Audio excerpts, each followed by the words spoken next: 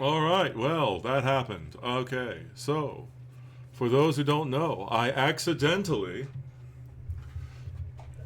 posted something publicly, which was not something I was trying to do.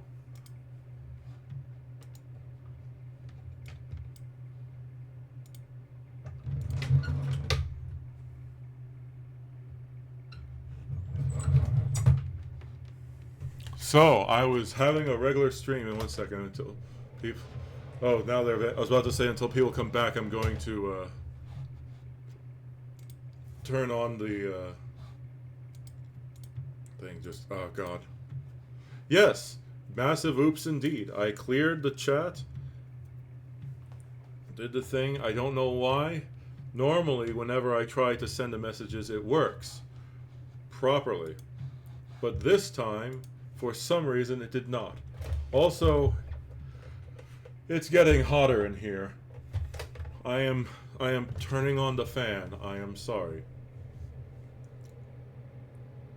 So, because I deleted that content, the topics and things that occurred in the earlier part of the stream are not going to be seen by anyone other than, the people who are there.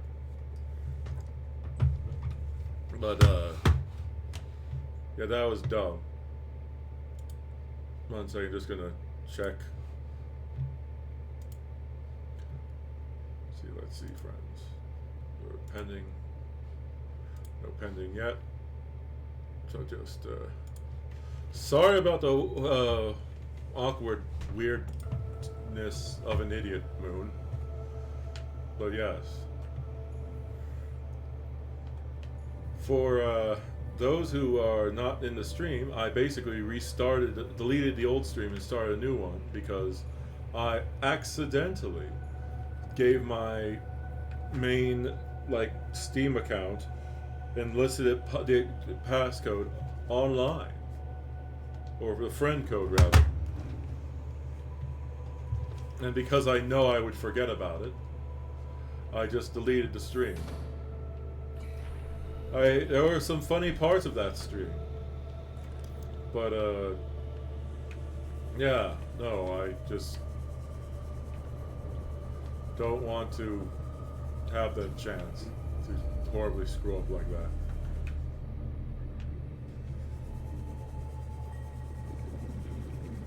No way.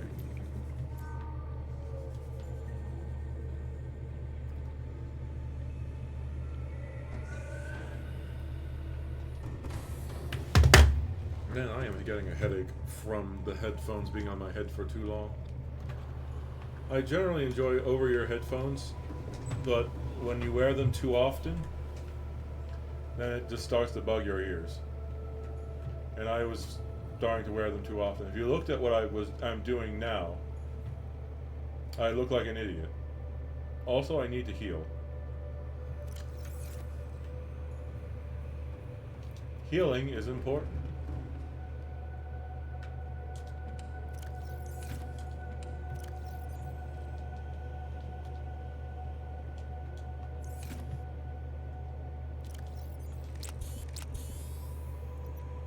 Oh. It's always good to start strong. So I talk about how I'm being an idiot, I'm complaining about stuff, I'm doing stuff in game, and then, there's this.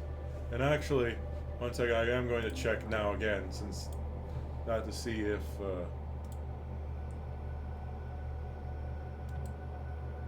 so I do not see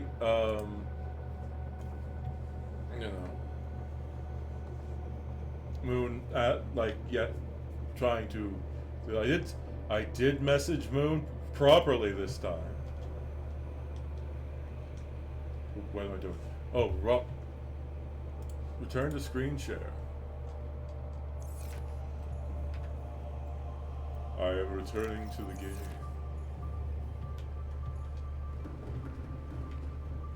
If I didn't act like a spaz and I just properly planned out things I was going to say, I could probably be the, oh, I'm so mature and sound so great, instead of the, oh no, I made another dumb mistake. Oh no.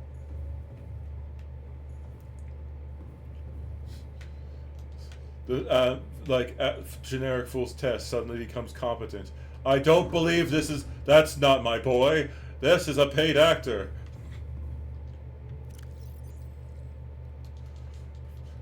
I've watched many of his streams. I know he can't possibly be competent.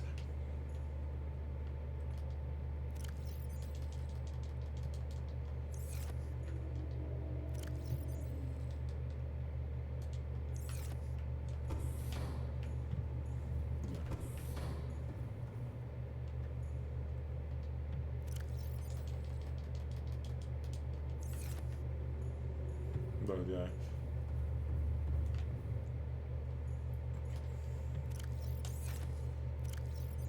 Oh God, I'm so stupid for doing that. Okay. So, time to save. For those who did not catch the original first half of this stream, which I have now deleted because I can't edit anything and I didn't want people to clip my friend code and then put it online. I spent a bunch of time talking about trauma, showed some clips of the ooh-woo time I started doing ooh-woo speak, which physically and emotionally hurt me. We talked to Anne. She's doing well. Well, technically there are two Annes now. Not artist Anne, Aussie Anne. And now I'm going back and forth in the corridors like some kind of confused idiot because, you know, I am what I am. No, it takes a long time to download the video, and well, I'm terrible at editing stuff out, and on all likelihood, today's a very busy day for me, so I basically not realize I had it in there, and then I could get into trouble. How are you doing, Moon? Are you still there, or did I weird you out by going like, here's my contact info?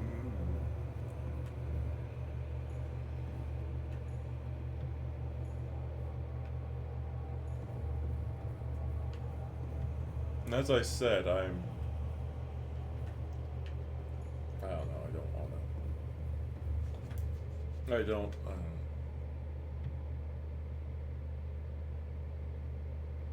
Oh.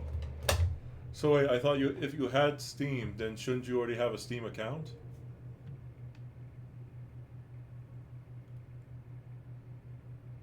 On my end, you're red. I mean, in my chat box, you're still red. Though on the other hand, you were... It was the previous streams purple. Alongside, like, random person.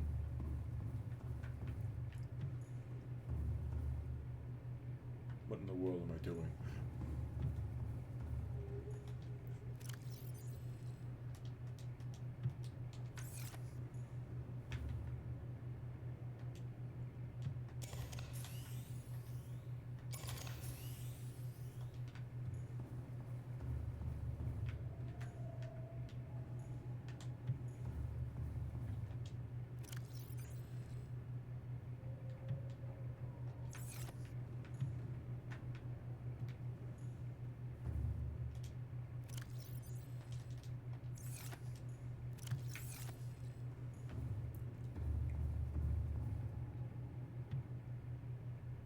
Ah, yes, indeed.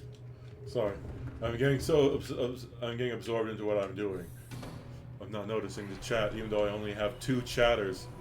It's not like they're making many demands of me. Sorry about that. But yes, the color changing chatter.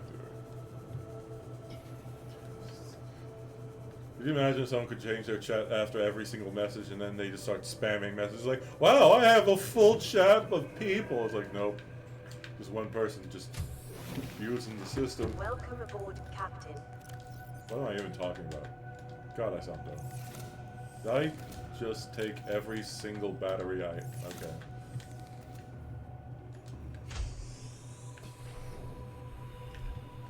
I am a moron.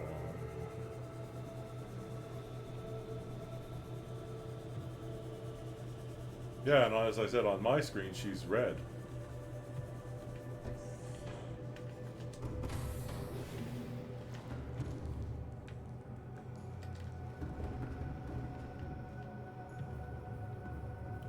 Alright, it's about time for me to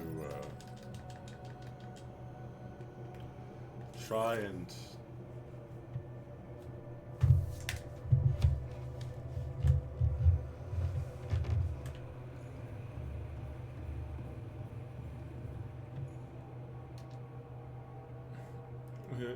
I don't want to go back down there.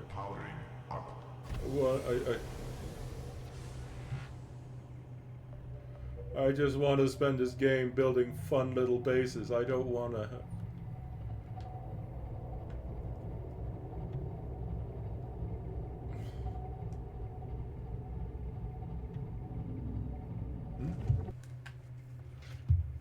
Oh yes, indeed. Chameleons actually don't change their skin. Well, I mean they have photophores, but yeah. Well, I'm not gonna. I'm sorry, but there's too much stuff around here for me to really feel comfortable going into my little tangents. Wait, am I going the right way? No. I'm stuck! Ah!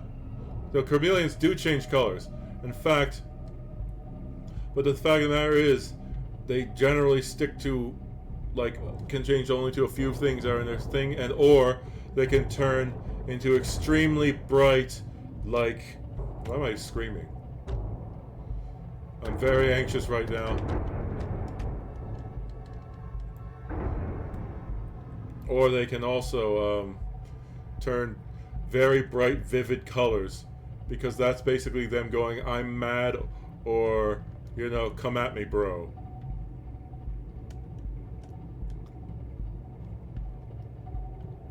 An octopus is much better at, you know, actually changing colors, because in addition to changing to the match colors, they can also change to match the texture of the object that they're trying to emulate. Why am I talking? Well, sea life is tangentially related, and oh god, it's hurting my ears, and also my headphones are pulling at my hair. There's a crack in them, as I mentioned.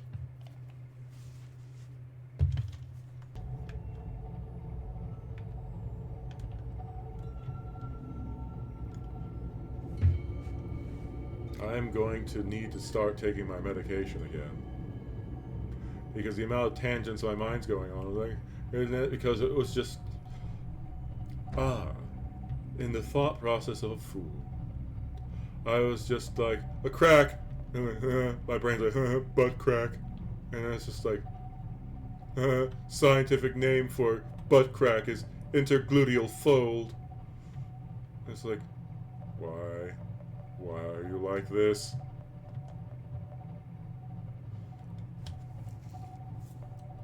Wasn't I supposed to try and, you know, at least pretend that I'm a refined... Ah yes, fool, the guy who keeps going back and forth between sounding semi-competent to all of a sudden talking about butts. Yes, butts indeed. At which people would then go like, leave it to a man to go into a sexual direction. I'm not going in a sexual direction, I'm just saying butts. I didn't say it was female butts.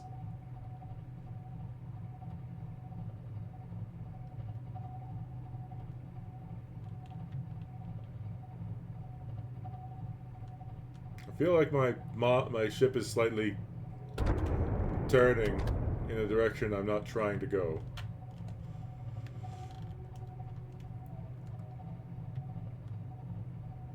Oh.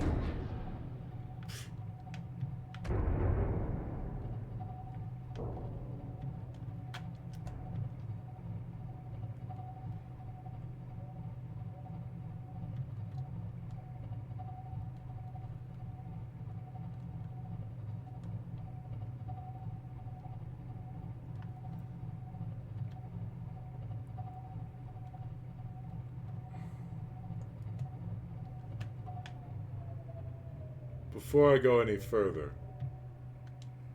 wait, let's see.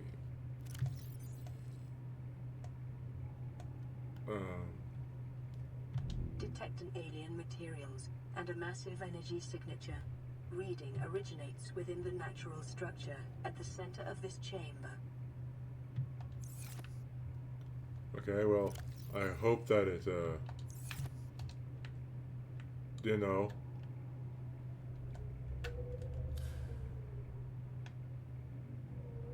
tells me where that is.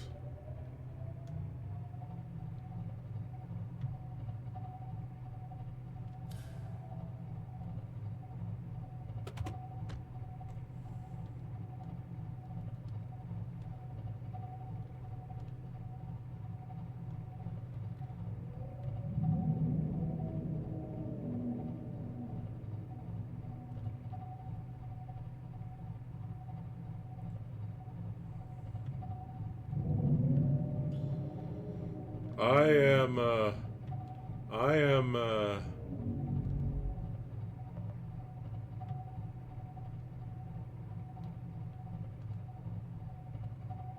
wait.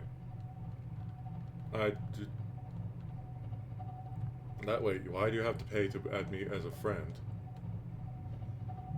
Or maybe you have to add games.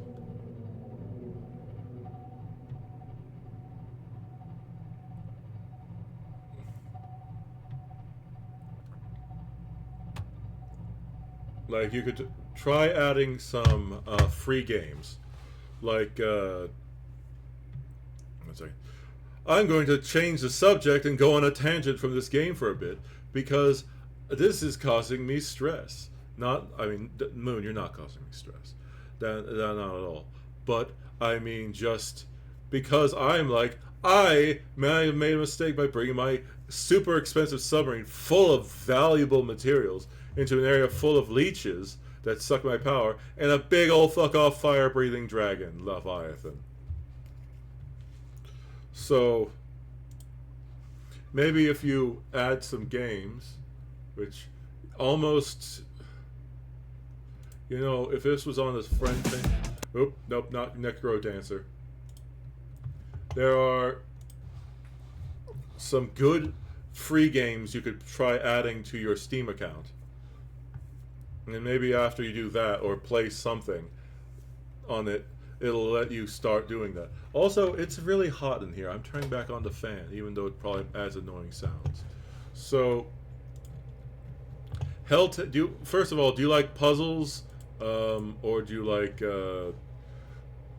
well, what type of games do you like, Moon?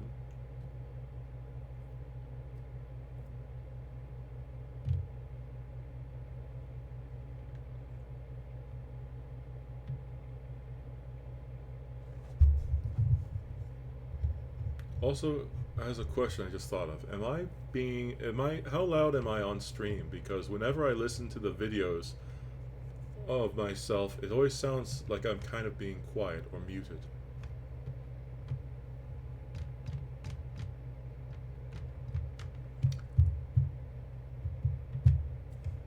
So, well, I guess, if you don't feel comfortable, like, responding, I'll just, okay, so Helltaker is a good puzzle game, which I'm just going to show you some stuff. Like, you collect nice lady demons in suits, and it's a completely free game.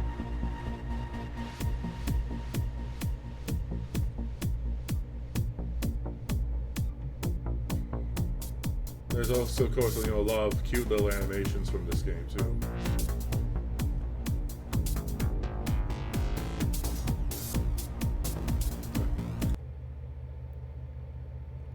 Oh, okay, that's fine. But you're supposed to only focus on me. I'm that needy streamer. No problem. I mean, I understand completely. Parents take priority.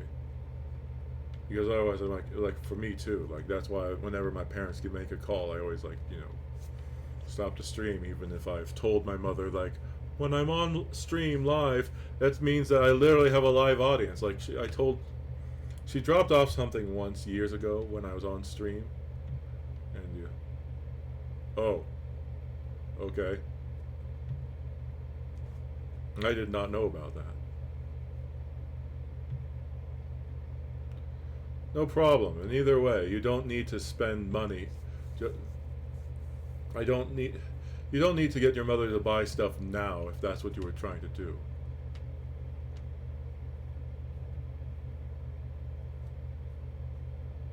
Because, I don't want to be like that. What? Can't you afford $5 so you can just help me produce content even though I'm the streamer?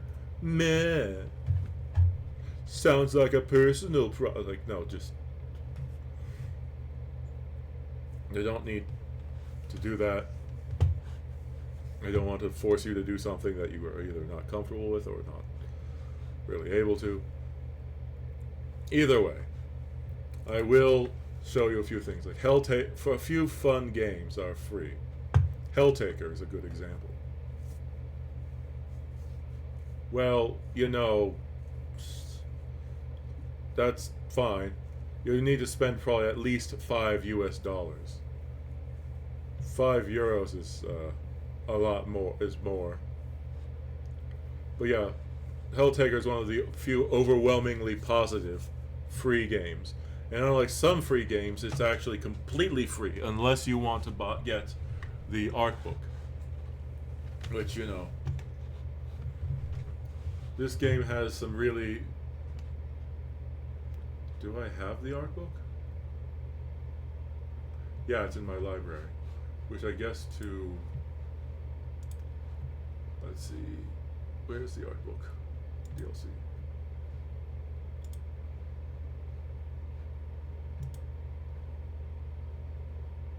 Like you see, like they have different designs. Like this is one of the demons. Zerata, the bitch demon. Which is,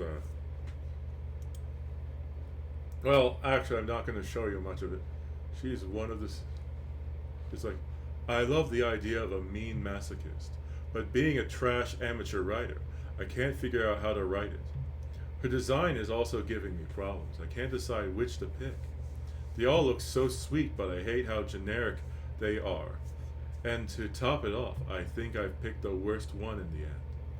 I have no idea how to draw this hairstyle. She really badly needs a redesign.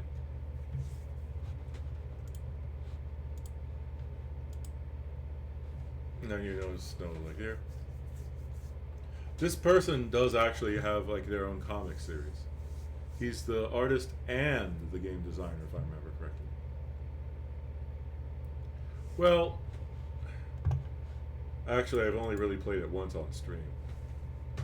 And, I don't necessarily love this game, but it's really popular. Or at least it was for a while. What I love more than anything is when people are passionate.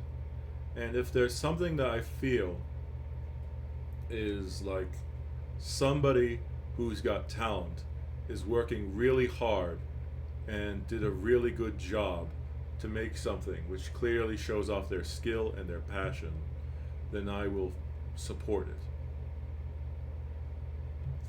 So for me, Helltaker is a good example of that. Because, it's short, it's free, it's...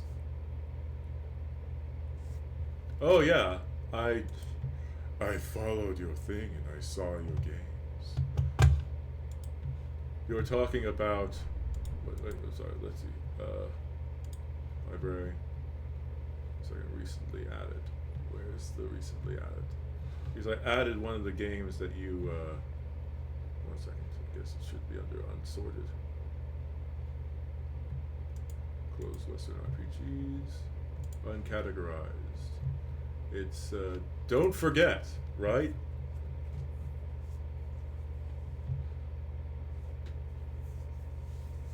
I have not played it, but Here's how it look.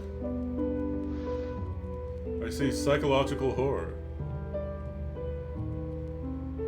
I do like the art style.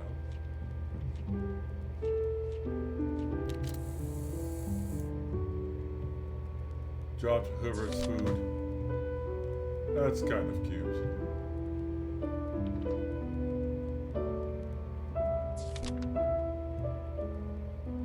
Well, since it's listed as psychological horror, it is going to be one of the games when I start.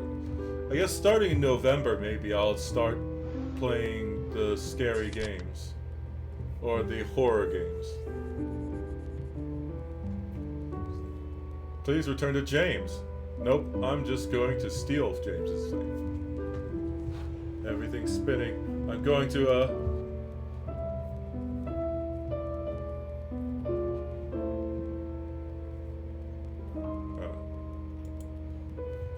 But yes, this is a psychological horror game.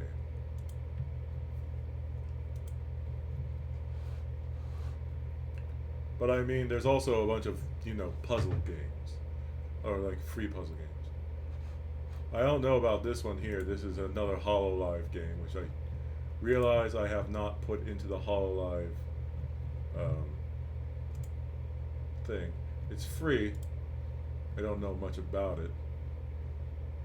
Just to try to close all of these. Platformer. Where is it? Okay, yeah. HoloLive fan game. HoloLive fan game. Holo Parade is not free. It's on sale, but not free, I think. I'm trying to think about good games that are around $5. Don't. It's the summer sale, so. No, that. Too much.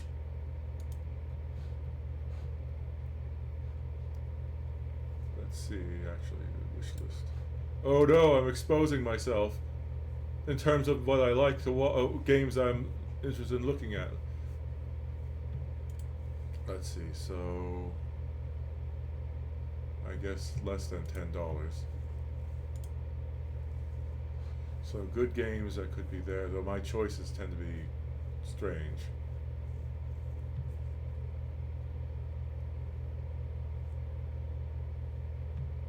Amnesia: The Dark Descent probably doesn't do well.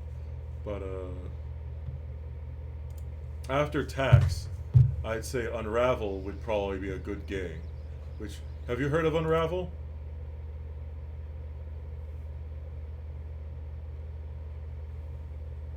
Oh no.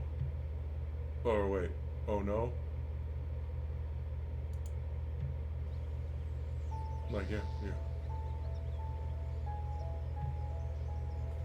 I mean, this game is currently for $4.99, which, you know, doesn't include tax. You see, you're this little guy here, and you're being made out of string. And as you see, you tie yourself around things. You can help to pick you up, and then you have to avoid little things like, oh no, look at the little gopher. Croissant man, indeed.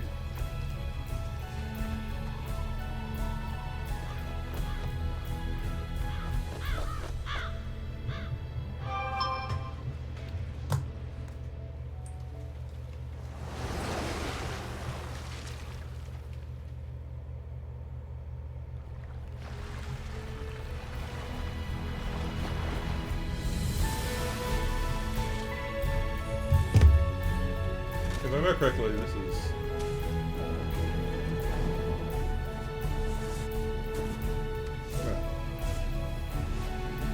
It's a platformer, or a puzzle platformer, sort of.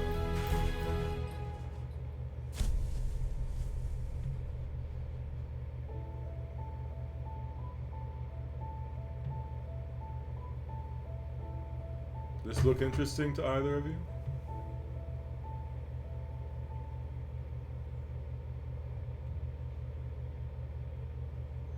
Yeah. Well, here's the thing. In America, taxes added before. I think it was originally overwhelmingly positive, but yeah, it's 75% off at the moment. It's one of the games which I was told like a long time ago, I believe, that's supposed to be really good. However, the problem is it's included with EA Play, which is just sort of like, I don't know if it's one of those things where it's just like you actually have to get EA Play to also play it. Some of the companies are really annoying. But yeah, it's one of the fun little games. But yeah, the summer sale is going on, and there's so much stuff that could be fun, or that's like, you know, fun or interesting. Or 1 second, let's see if I can find it. Like, let's see. Hades. Okay, no, that's not on really that much on sale.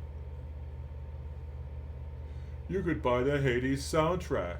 Or no, I'm trying to figure out a cheap game that you could use to unlock the thing that is also something I would easily recommend.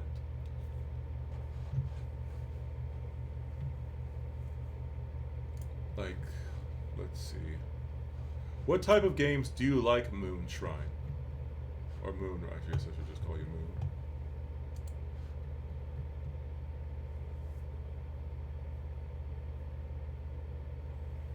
Also, the summer sale is almost over for this.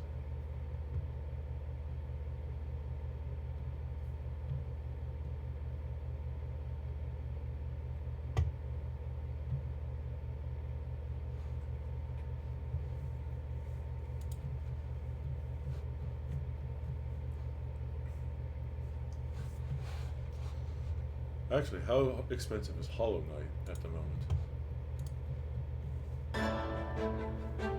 It's not on sale. Hollow Knight is another game which you might want to try. That's also, but it's not it's $14 currently, but you know, it might be good to wait for when it's on sale.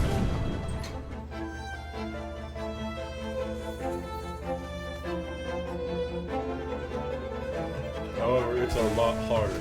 It's like a Dark Souls-like Metroidvania.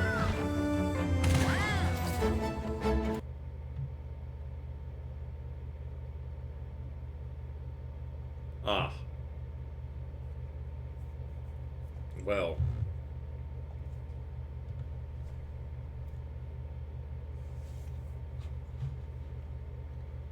That makes things harder. Well, you could potentially, as I said, have your parents help. Well, I'll recommend some games. You can potentially talk it over with your parents and stuff like that. I'll just try to find some games that aren't expensive and would also not give you problems with the whole parental controls thing. Also, now that I realize that if you have parental controls and it's like, oh hey, mom and dad, this guy who's over 30 years old wants to talk to me online. It's just like, you know, babe, no, how about you don't interact with a weird 30-year-old man, or over a 30-year-old man who's trying to get into contact with my daughter. How about not? No. Yeah, it's sort of like, you know, as I said, I don't always think about things, and then I sort of think about them later. Like for me, it's like, yeah, some of the cool people I meet on streaming are like, you know, it's like, yeah, I know, it's, your mother is having the correct reaction. Like, you know, it's, for me, I don't always think things through, and I'm just like, yeah, you know, I'm going to have fun with the people who I chat with on stream, but you know, some people are under a certain age, and if they're under a certain age, then your parents are understandably not comfortable with dealing with me. As I've said, I've told you my age. Well, I've told you the area my age is in. And as I said, you don't know me that long. For all you know, I am the pervert. I'm a weirdo, not a pervert, but there's still. In that case, I guess I could recommend a few free games. There's the games that my mother loves to play on this, which is, let's see if I can find it. Okay, puzzle. I did not show you this before, but there's also Cats Hidden in Paris. This is another free game.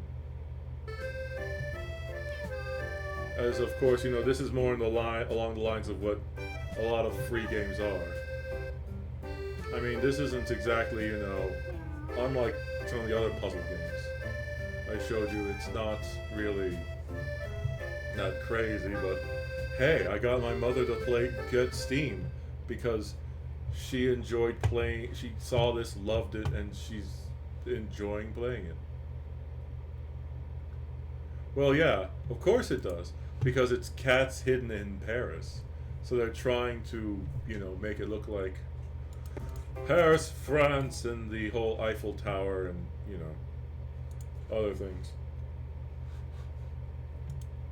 And then, they have, like I said, various stuff. I have no idea where I got these Chinese games from, and they don't, I've tested them, they didn't even really work very much.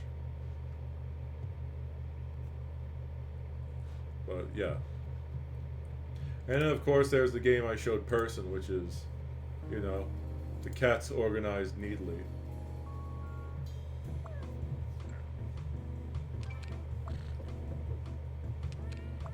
But yeah, even if I seem like I'm an okay person, don't trust. As I said, I have issues with trusting people, but you still shouldn't blindly trust me just because, hey, he seems like he's a cool guy. Don't.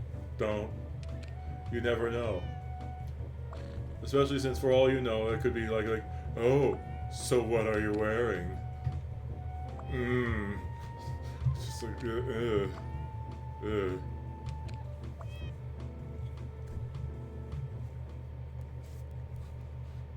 But yeah, sorry about that.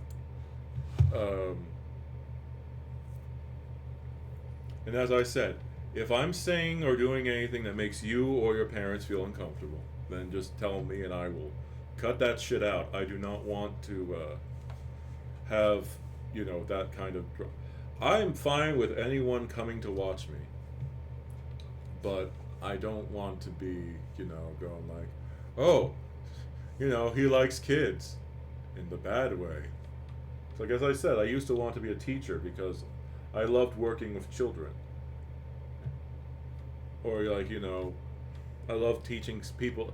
I love talking about neat facts. I love, interacting with people, but because of my condition or my mental disorder, or rather my social one, I don't realize how I come across, and the last thing I want to do is to, have somebody go like, as I said, I think he likes kids too much, or not in a good way.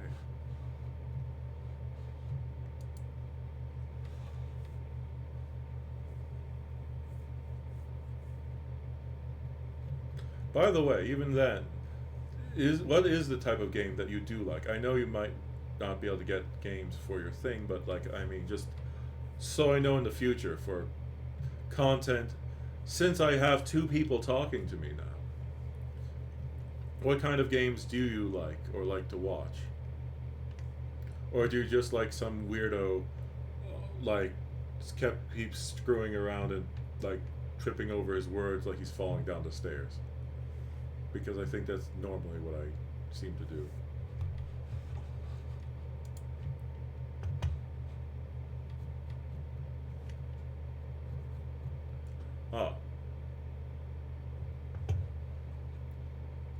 Yeah.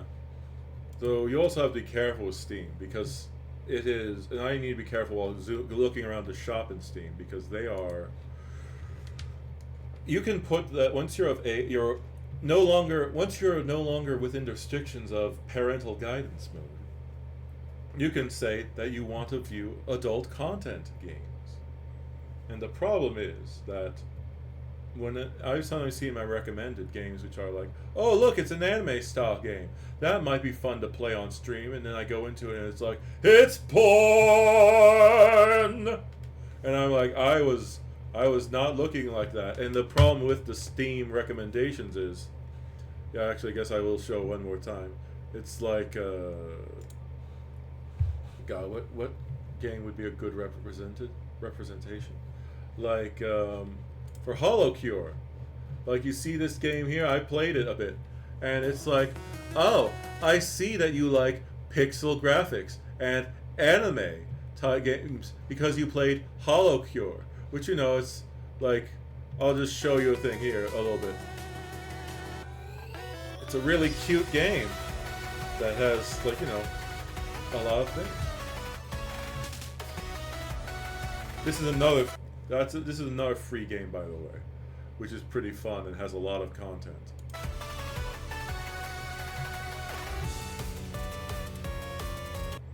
And then it's just like, oh, since you like this thing, let's give you games that have similar tags. And it's like, oh my god. This is a hardcore game, if you get what I'm saying. This is completely not appropriate. I said I was okay to seeing games with adult content.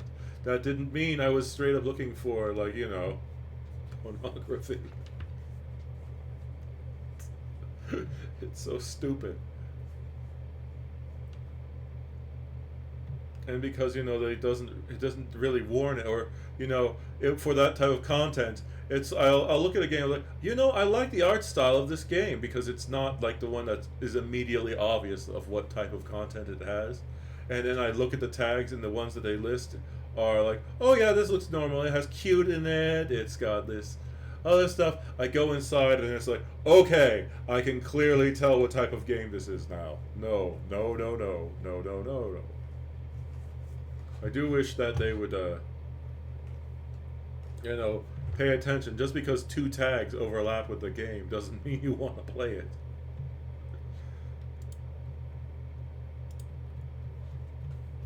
Like, God, I'm trying to think about it. Like, God, it's so bad. With how they just suddenly will just shove certain, like, what kind of tag would be a good representative? Well, whatever. Either way, I shouldn't be talking about that subject. That's inappropriate. I'm sorry about that. You know, I'm an adult. I should know better.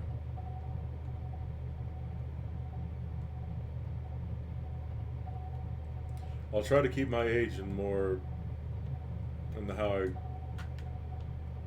talk more in mind, so that way.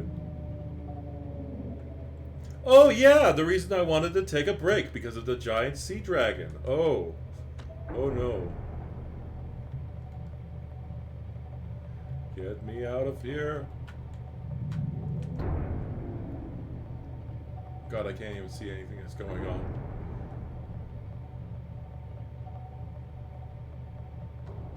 Wait. Why am I... Okay.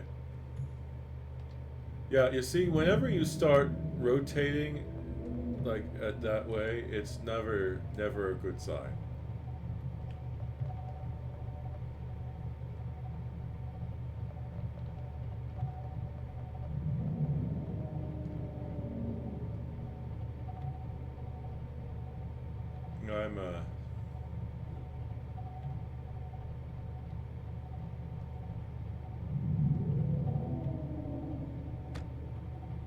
I'm scared.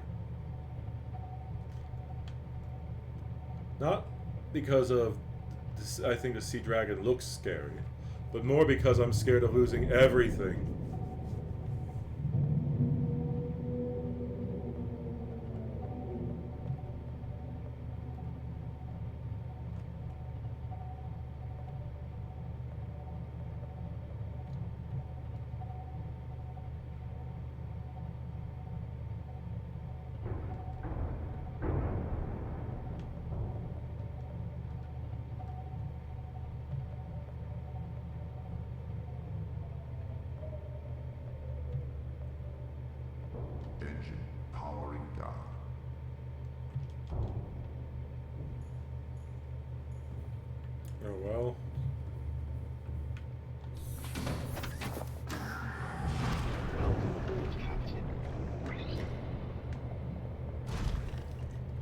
Okay, I'm going to look for the underwater thing that I'm supposed to be going towards.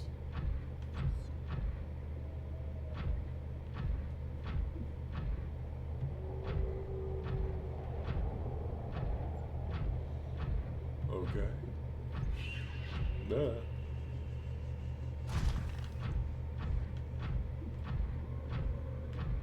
Also, if I start talking about something that you don't like hearing about, just tell me that too. Like Person did when I started talking about parasites. Because that's a fascinating subject to me, but it is also very, very disturbing to certain people. And by certain people, I mean 99% of people. What? And as I said, I won't always realize that I'm being annoying or saying a subject that bothers you if you don't tell me. Because then I'll go, wait a second, and then I'll go, oh, yes, indeed. Talking about something called the tongue eater louse is totally not something that most people want to hear about.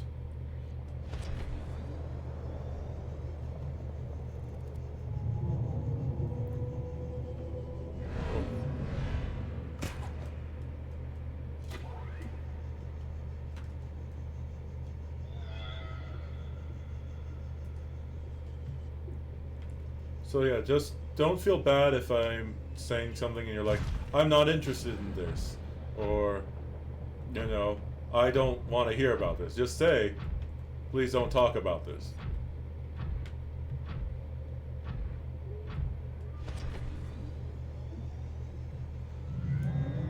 I'm an autistic person who spent most of my time speaking to other autistic people.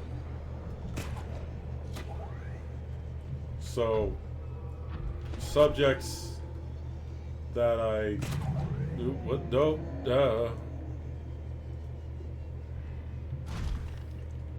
I do not want to... No! No, no, no, no, no. Go away. Go away, Warper. No.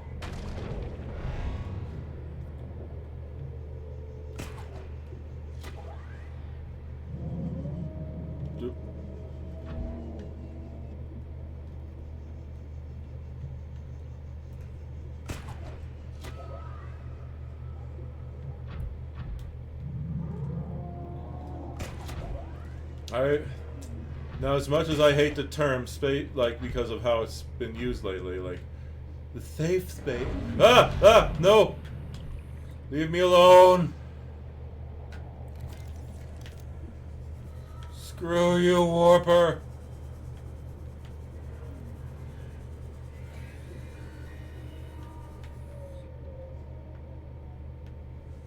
What is that? Is that the... That was just a depiction of something on the wall.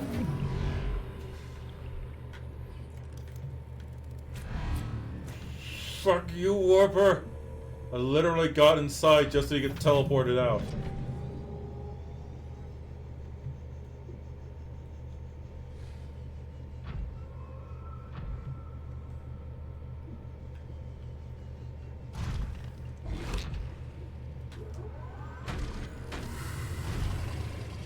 Every time I'm trying to say something or comment, it's always just like, nope. Fuck that. You saw that thing there? That was it attempting to teleport me away. Oh, it missed me and accidentally hit the animal.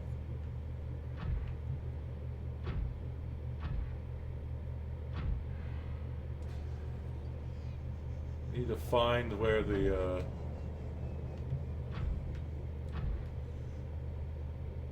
supposed alien structure that I was told about is here.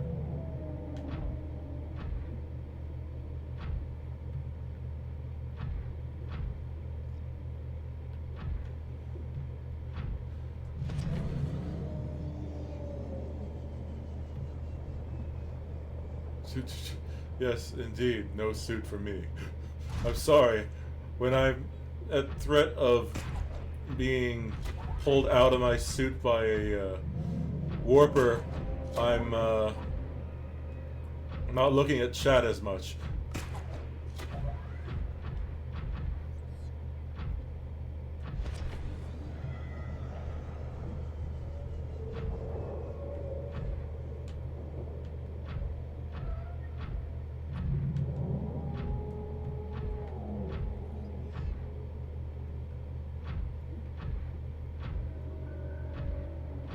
I don't know, I'm scared of losing everything and all my progress. And then having to swim back down all the way here.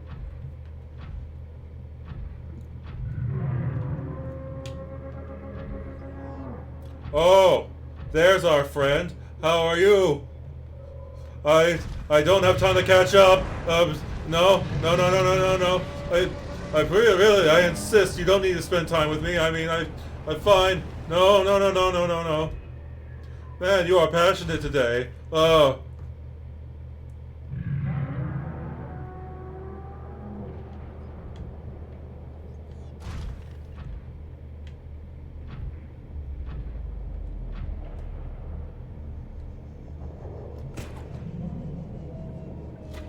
Sorry, I gotta go. Yeah, I just don't have the time to, hang out. Oh no, this is the active lava zone, I think.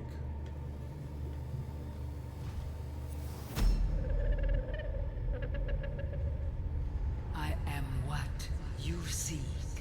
Want to help you. Oh no, the drugs are oh no, weird alien, yes.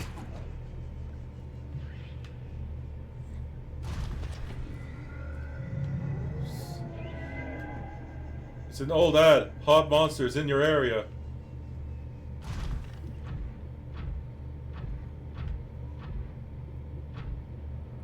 Oh, there's a second one.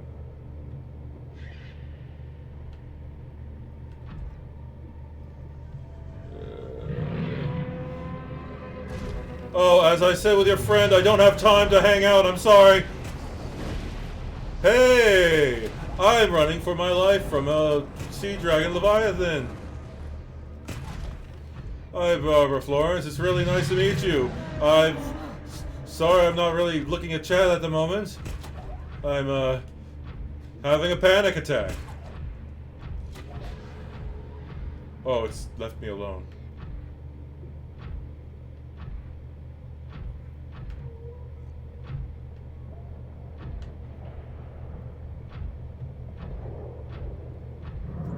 Oh, I'm almost dead. Isn't that nice? I'm all right. It's nice to No.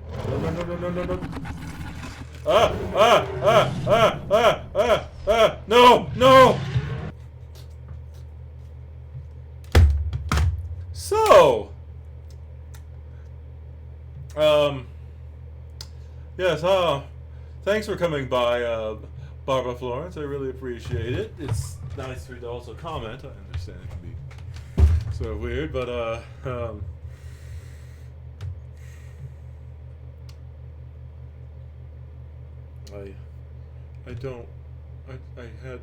had stuff in that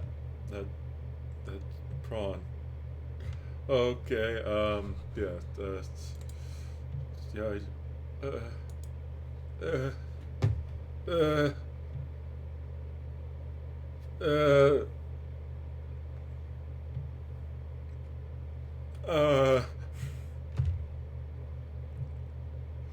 no, because the stream I'm going to do later today, I'm going to be doing a different game, I think. Like maybe trying the Hollow X break thing.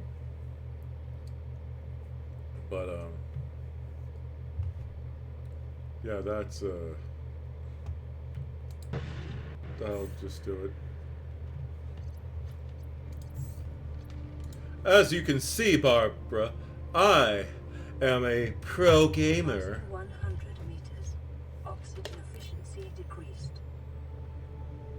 passing 200 meters. Oxygen efficiency greatly decreased. Wait a second. Let me just check something.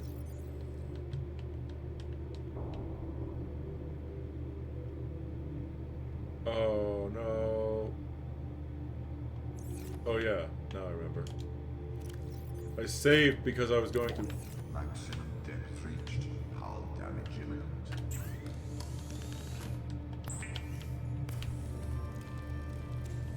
There we go. Okay. Depth module. Built. Save again, because I don't want to have to do that all over again.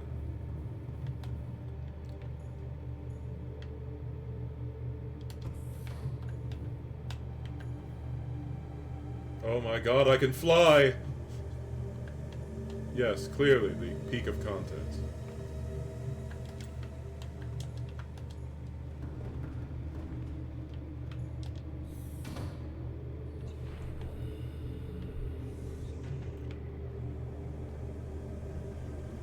Wait, was it? Oh, I thought that was like a salvage of some kind. So, I'm going to... There's the prawn.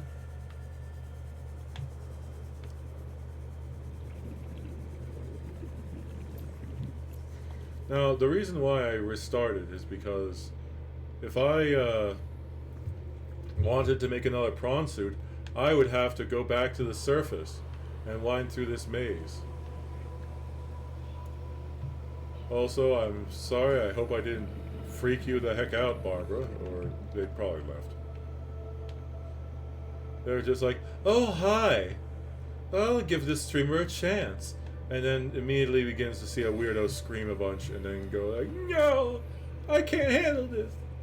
Consequences in my video games? How dare they? Welcome aboard, Captain.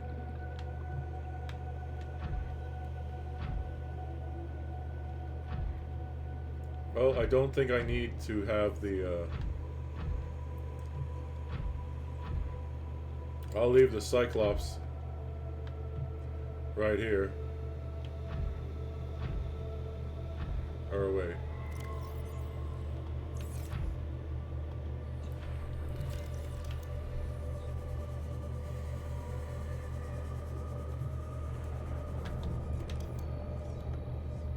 Oh wait, wrong.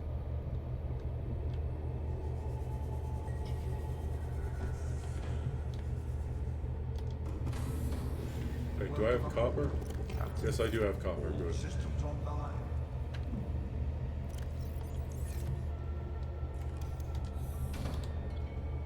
Okay, so 6 titanium. We get a bunch of lead. And for magnetite and aerogel. No. No, I will not do that. I'm going to build some very simple bases with a thermal thing so I can hopefully get by. Let's see.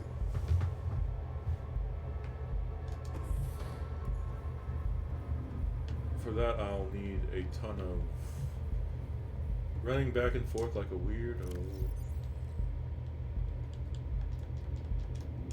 Also, I found out that the weird person who does that skibbity toilet, whatever the heck that is, I don't know. I'm too old to understand. Apparently is a hard-line Russian, like Z, you know, person. Not that people care.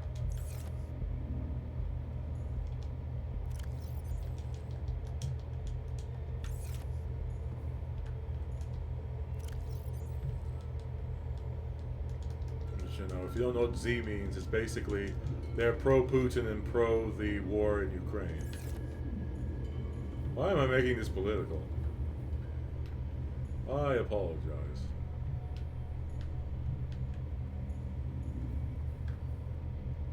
Because that's totally something people want to come on my stream for. Listening to war crimes. And people who are terrible. So exciting! Oh my god. I'm really sorry about that.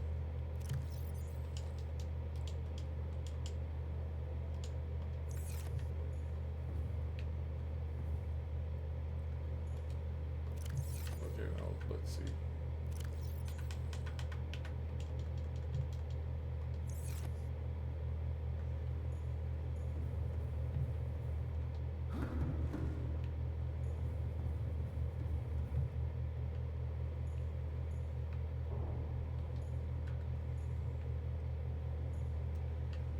Okay.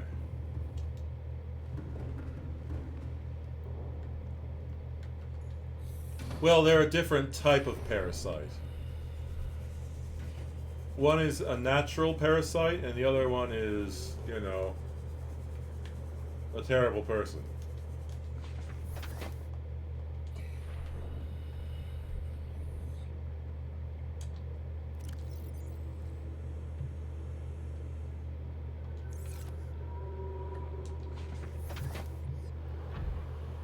Okay.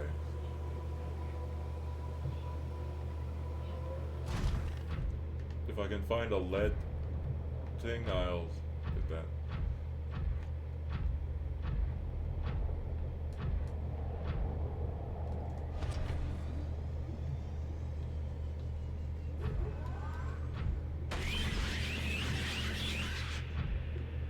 I really don't like those things. They sound so creepy and weird. Wait.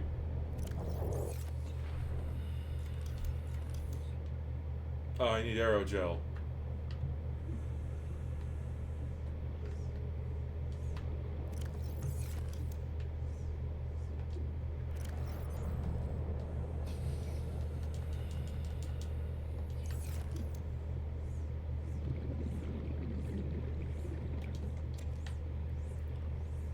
So I'll make 2.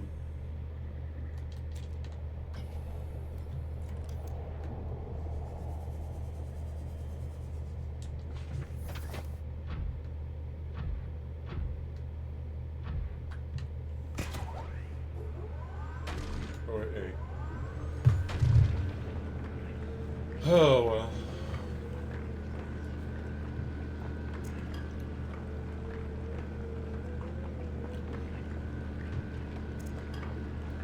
You know, drilling and mining and doing stuff like that in this game is actually a lot more fun. It's when I'm worrying about a bunch of stuff destroying and killing and making me lose all my progress. Now, I've actually planned what I'm going to try to do. So, you know, that means if I lose my prawn suit this time, I will make another one. Especially since I don't need to worry about losing my Cyclops. If I lose this prawn suit, I will make one called Prawn Star and make it flamboyantly pink. I don't like how they're just circling around me.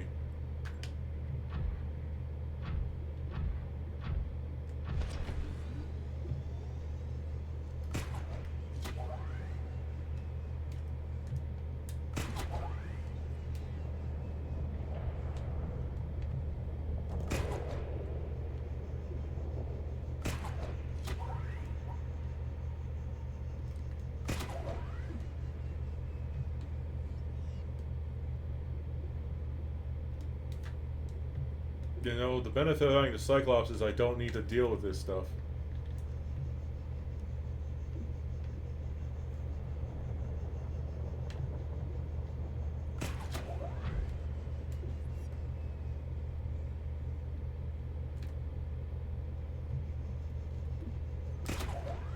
But why did you pull me down there?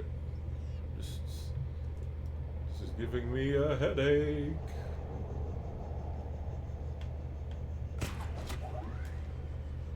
Come on, get me. Watch my sheer competence in this game.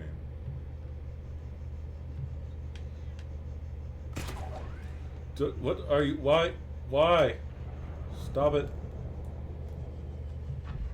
Yes, I wanted you to aim lower than what I'm aiming at. So you actually pull me down farther than I was before.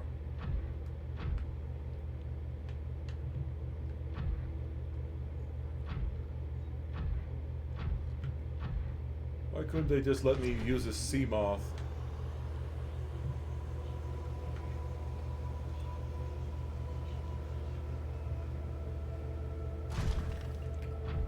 I sure hope I'm not actually damaging my base.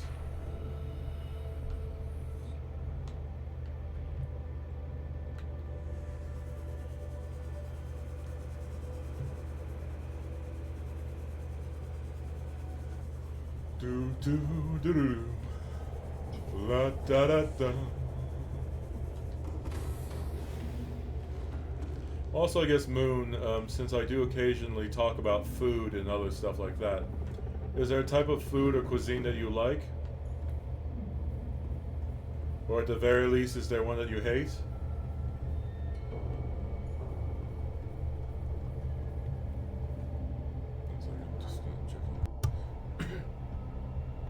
No, wait, never mind.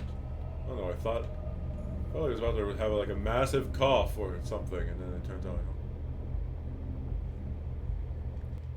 Well, you know, that's fine. Is there some food you like, or do you find like I wasn't? Don't worry, I'm not gonna judge you for that. What? You don't eat crickets? You don't eat crickets cooked in lard? How dare you, Moon? How could you not eat crickets cooked in lard?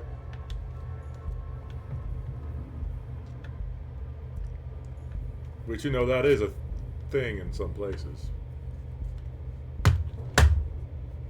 I always think it's a good idea to try new things, but don't get me wrong.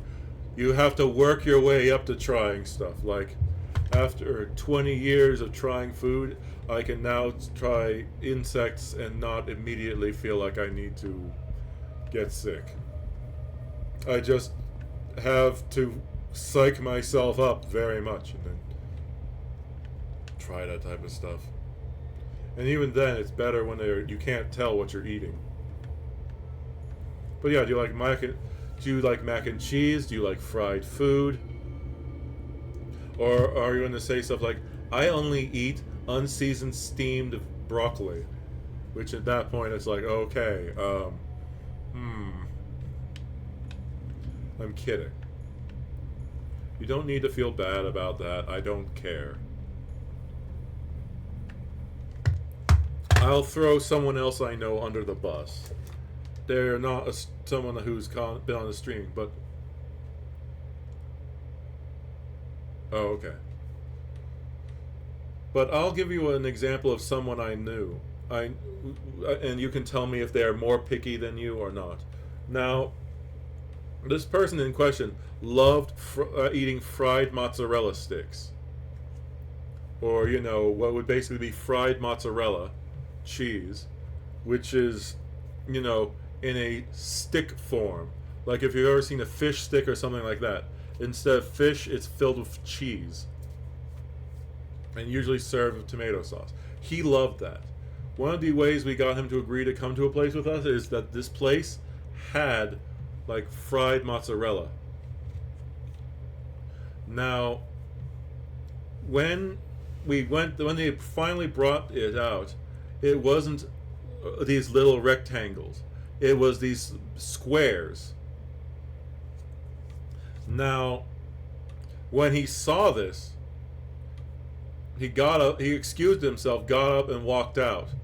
We thought that he, you know, had gone and, like, gone to the restroom, but no, he left the restaurant. He didn't even try the fried mozzarella. He just saw it was a different shape than what he was used to, and immediately vacated the premises. He left and bought pizza.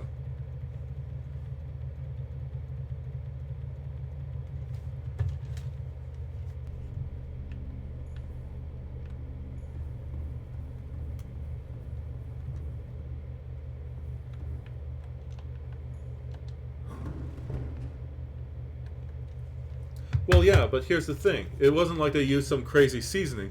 It was literally cheese, breading, and, you know, like tomato sauce. He was told all the ingredients. He was like, okay, sure. And it's just like, oh no, these aren't dino nuggets. It's like, you know, it's fine. And even if you are like that, that's fine too. Because, you know, some people, don't get me wrong, I'm one of those people who I love eating spicy food. But, you know, at the same time, one of my favorite cuisines is German cuisine. And they aren't exactly known for adding seasoning either. But I'm not about to go like, what? You don't destroy the taste of your food by adding a ton of spices? How could you, Moon? How could you enjoy the food which you like, which, you know, is your own damn opinion? And what you like doesn't mean that I get to judge you for it. Some people have it hard. Some people just like eating dino nuggets and mac and cheese. You know, what you like is what you like. And unless that's like, you know, something which is like, you know, shark fin soup, which is one of the worst things for you to possibly eat. I'm not going into why, because it is horrible. I believe it's best to eat food in which the animal, or whether it's an animal product or, you know, something produced by an animal, is done in a way which is good for the animal's life. Here's something you may not know.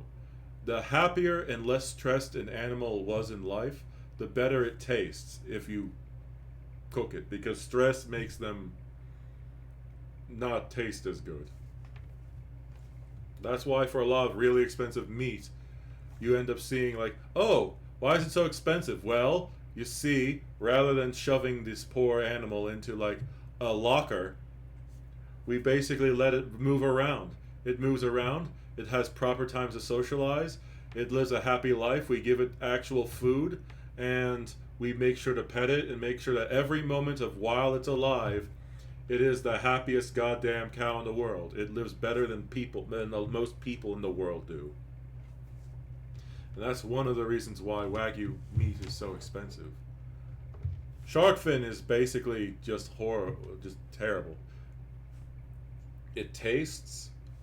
I'm going to tell you this. I tried shark fin soup once because I didn't know the horrible stories about how it's harvested. And it tastes horrible. One of the worst things I ever tasted. Out of the entire animal, it is the part that is basically, it's not made of meat. The fin is not meat, it's cartilage. The seasonings they put into it are also kind of gross. And the only reason it's eaten is because in the day, Chinese emperors ate it because the sharks were the apex predators of the sea. And you know, showing your strength as an emperor is you eat tiger, which is the strongest land predator, and you eat shark, the strongest sea predator. But yeah. I will mention, even if you think sharks are demonic monsters, learning about how shark fin soup is made will just... God, it's horrible. I'm not going into it. But you should never feel bad about, you know, what you like to eat, unless you're actually eating something that's like, the animal is mutilated and suffers throughout the entire process. Where it's just like, no, that...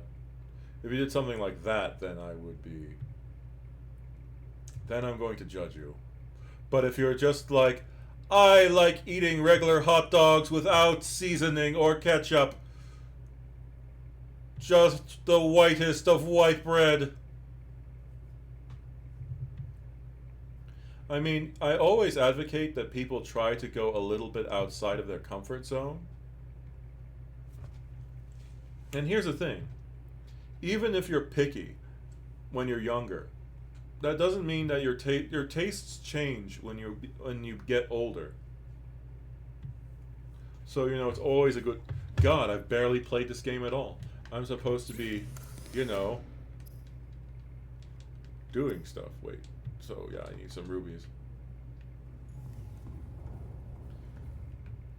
Me remembering this is supposed to be a stream where I play a video game and not just me talking about, hey, food.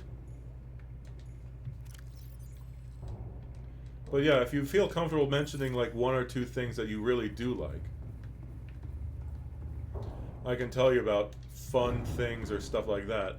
If you don't, I'm warning you, Moon, if you don't tell me some things like that that you enjoy, I will end up bringing up horror stuff or things that you might not like. Shock amongst shock, horror of horrors. Oh, look! It's the boomerang that's swimming inside of my ship. You can just ask Person. They'll warn you about the horrors of things when I don't have a topic or someone to keep me on task.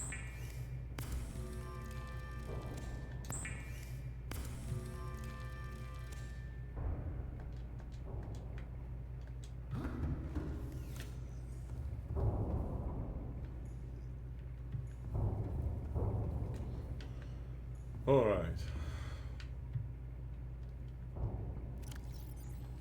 My house in the middle of the street. My house. Like, do you like? I'm assuming you're from the UK. Like, Person is. Do you like standard British fare? Do you? When you said you like bland sandwiches, do you just eat the toast sandwich non-stop? Literally 2 pieces of white bread with a piece of toast in the middle? Is that all you eat? It's fine if you do. I just want to judge because I've met so many people who are like, oh, you have to understand, I'm such a picky eater. And then it's just like, compared to some people, I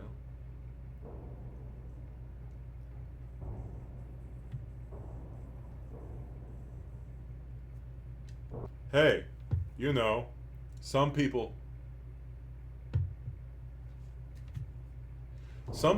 don't eat carbs. And you know, not eating carbs is fine. You're going to, in some ways it's better. Also, as an American, I don't exactly have access to really good bread, so you know, for me, I sort of understand. Are you not able to eat carbs, or do you just not like bread? It's fine if you, as I said, either is fine. I don't want to make you feel like this is the Moon's public humiliation. Like, no, it's not like that. To give you an example, there's a food. I'm from Maryland. I was born and raised in Maryland, U.S. state, which is tiny. One of the most popular state dishes in Maryland is something called crab cakes, which is lump crab meat mixed with like breadcrumbs and some spices and deep fried or fried. And everyone who seems to try them is madly in love with it. I hate crab cakes. I love crab. I love breading. And I love fried things. But somehow, for me, the combination of those things makes the end result disgusting. But you have to understand, for everyone else, it's just like, how can you possibly not like that? It's so amazing. It's delicious. Do you not like crab? Like, no, I love to eat crab. Then what's wrong with you? Do you not like eating fried crab? No, I love eating fried crab. Then what the fuck is wrong with you?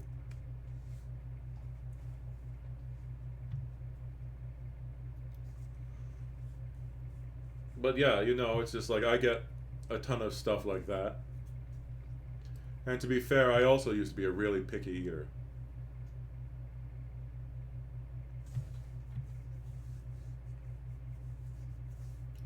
Some people, I've known people who only eat peanut butter sandwiches. I've known people who don't eat anything unless it's from a package. Like, you know, they'll only eat crisps I guess I'm using the British term. They'll only eat stuff like that or nutritional bars because they don't trust eating something someone cooked.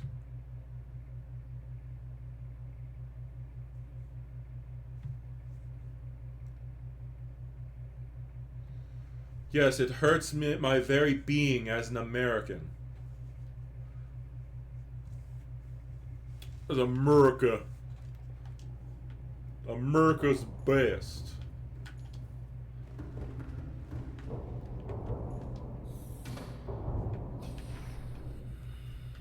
Also, I should probably stop putting Moon on the spot.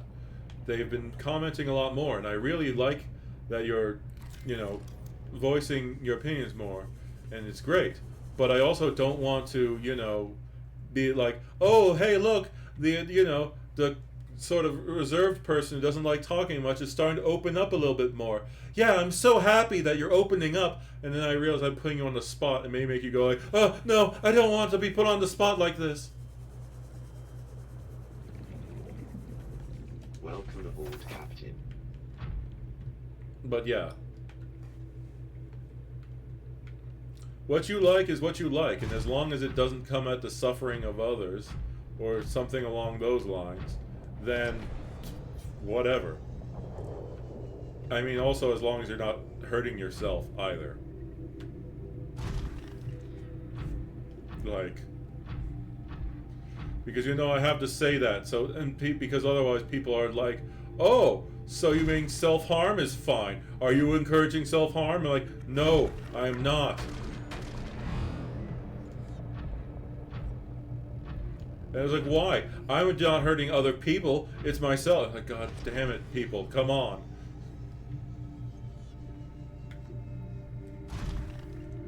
Because that's just the way some people are these days, where you have to basically go into gruesome details and give a massive list with an asterisk and go, no, I do not endorse this self-harm. I do not endorse assaulting others. No, I do not endorse, taking advantage of minors.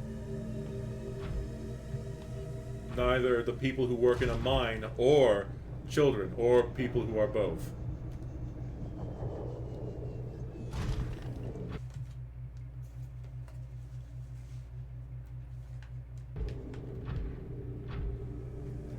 But yeah, I just like discussing food because sometimes I learn about new things. And I just like learning about new cultures and, people tell me they enjoy when I talk about food. Like, do you eat vegetables or are you one of the people who doesn't like eating vegetables? I only started eating vegetables after the age of 23. It's kind of embarrassing because a bunch of parents would say like, hey, do you want to grow up big and strong? Like this young man, oh no.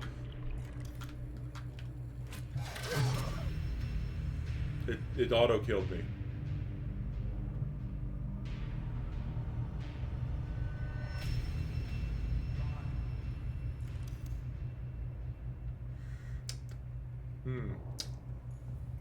Alright. Do you like eating fried foods?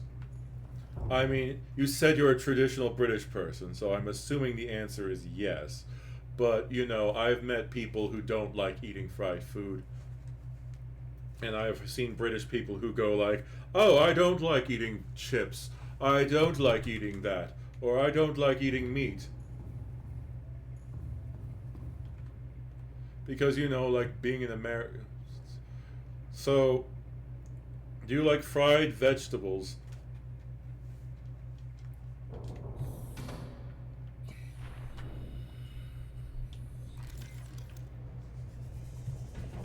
Like, well, I mean, I'm not talking about really weird stuff. Oh, no? Oh, okay.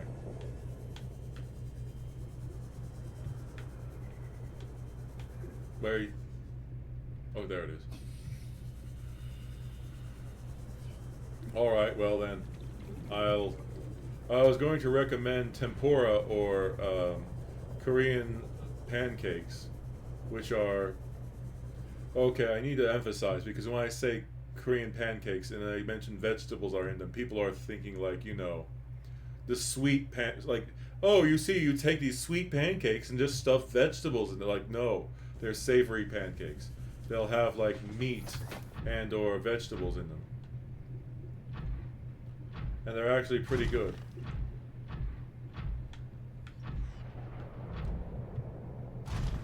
But you know, it's I don't know. Do you like certain seafood? Like, I mean, do you like fish and chips? The British dish fish and chips. I'm not asking if you blanket like every single thing. I'm not going to assume that you, if you say yes, that you eat like the weird Japanese seafood that they sometimes eat. Yeah, well, you know, as I said, I've met some people who are just like, ew, seafood.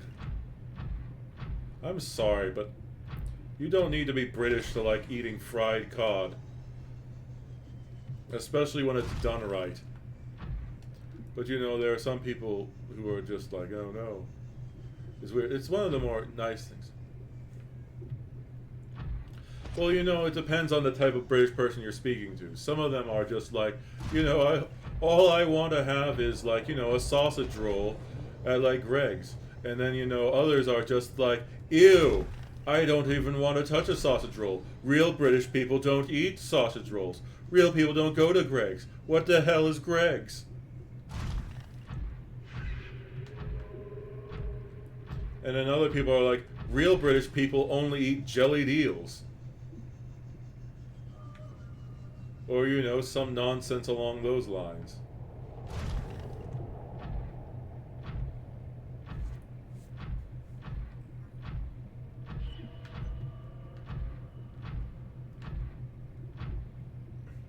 And it's like, real British people don't eat fish and chips or something like that.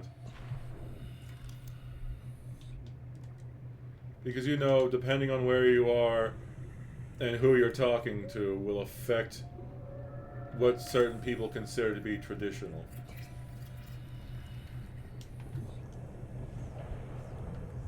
Like, you know, some Americans will basically go, the real Americans don't eat like burgers and French fries.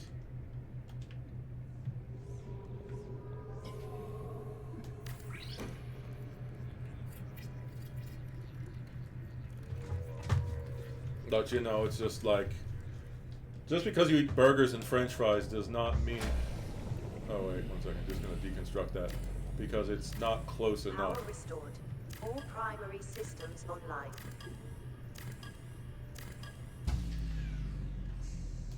Warning. Emergency power only.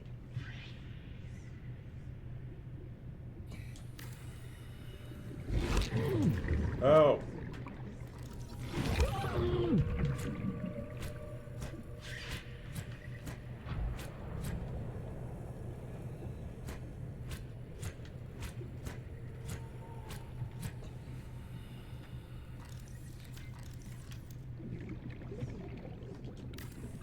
Oh, sorry about that. Okay, 1 second. I'm going back into my little prawn suit, and I'm going to engage this thing in combat. Leave me alone! Yeah, sorry I got distracted there. Why is it not? Oh, I'm sorry, I was holding the wrong button. Just, yeah, sorry about that. Wait.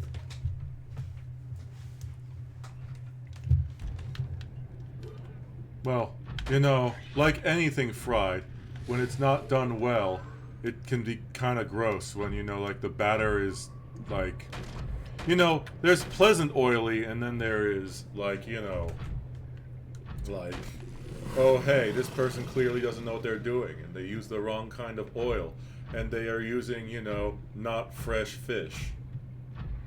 They're basically like, oh, hey, look at this fish and chips I made, and it's like, the fish is basically very sketchy.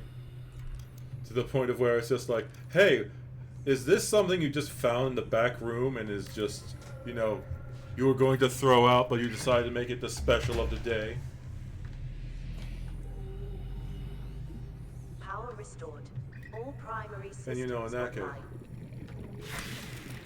Yeah, and even then, like, for example, 7-Eleven is probably the equivalent of Greg's here. I wanted to try a Greg's when I went to, like, you know, 7-Eleven, depending on where you go in America, or even in the same state, certain 7-Elevens are just horrible, where the food is just, you know, if you go there, you're just going to get sick. And in other places where the people there take better care of the food there, some of the food is actually pretty good. It all depends on, you know, whether the staff is making sure things are properly being taken care of, whether things like the hot dogs or other stuff like that is being properly rotated, or whether they're just like, oh, look, that thing is, you know, catching on fire. I'm not paid enough to care. Oh, look, those hot dogs fell on the floor. I guess you're going to have to throw them out. I don't care.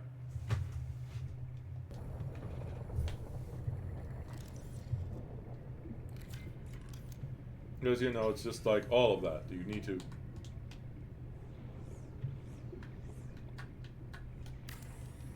Okay, so this is... Oh. I hate you, little thing. I'm talking about the leeches.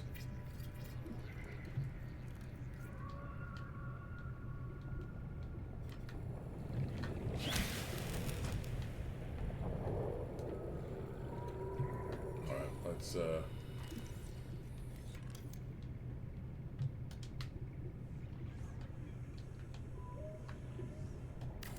I have now constructed a little tiny thing. Oh wait, I'm out of titanium. Again.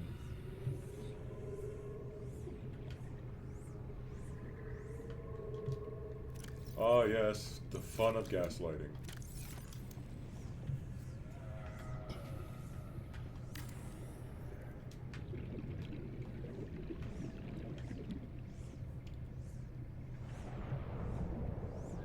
This is titanium. I am now going to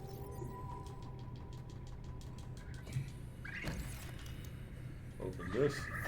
It's time to harvest stuff. No problem. It's fun messing with friends sometimes, especially when they're passionate about certain things. Like, have you seen a video where someone tried to make the world's most expensive fish and chips?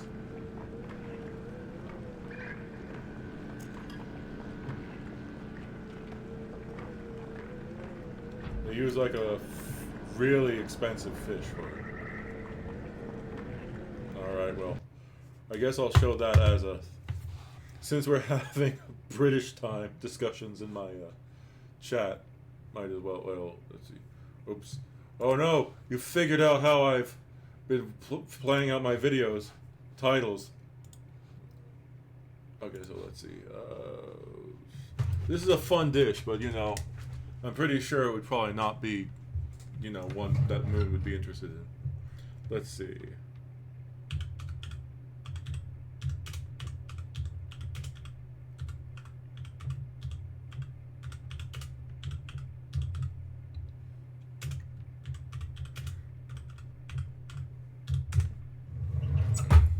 So yeah, $229 fish and chips.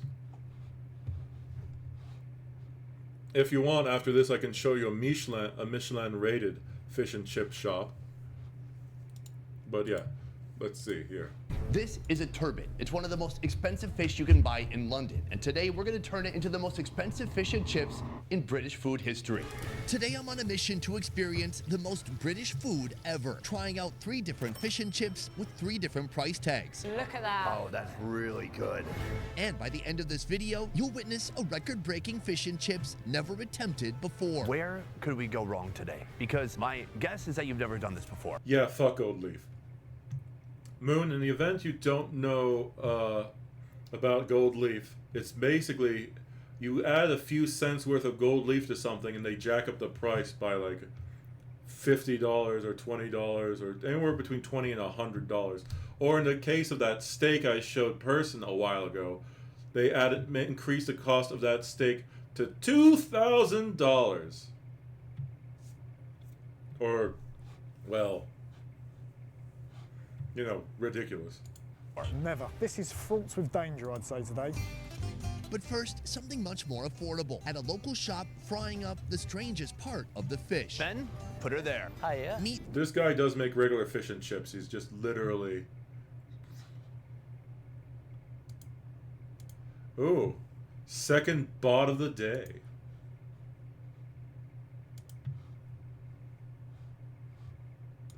Ben, he's been dishing out some of London's favorite fish and chips plus other UK classic comfort foods for the past 10 years. And this guy's got more passion than a vegan activist. My customer is my family.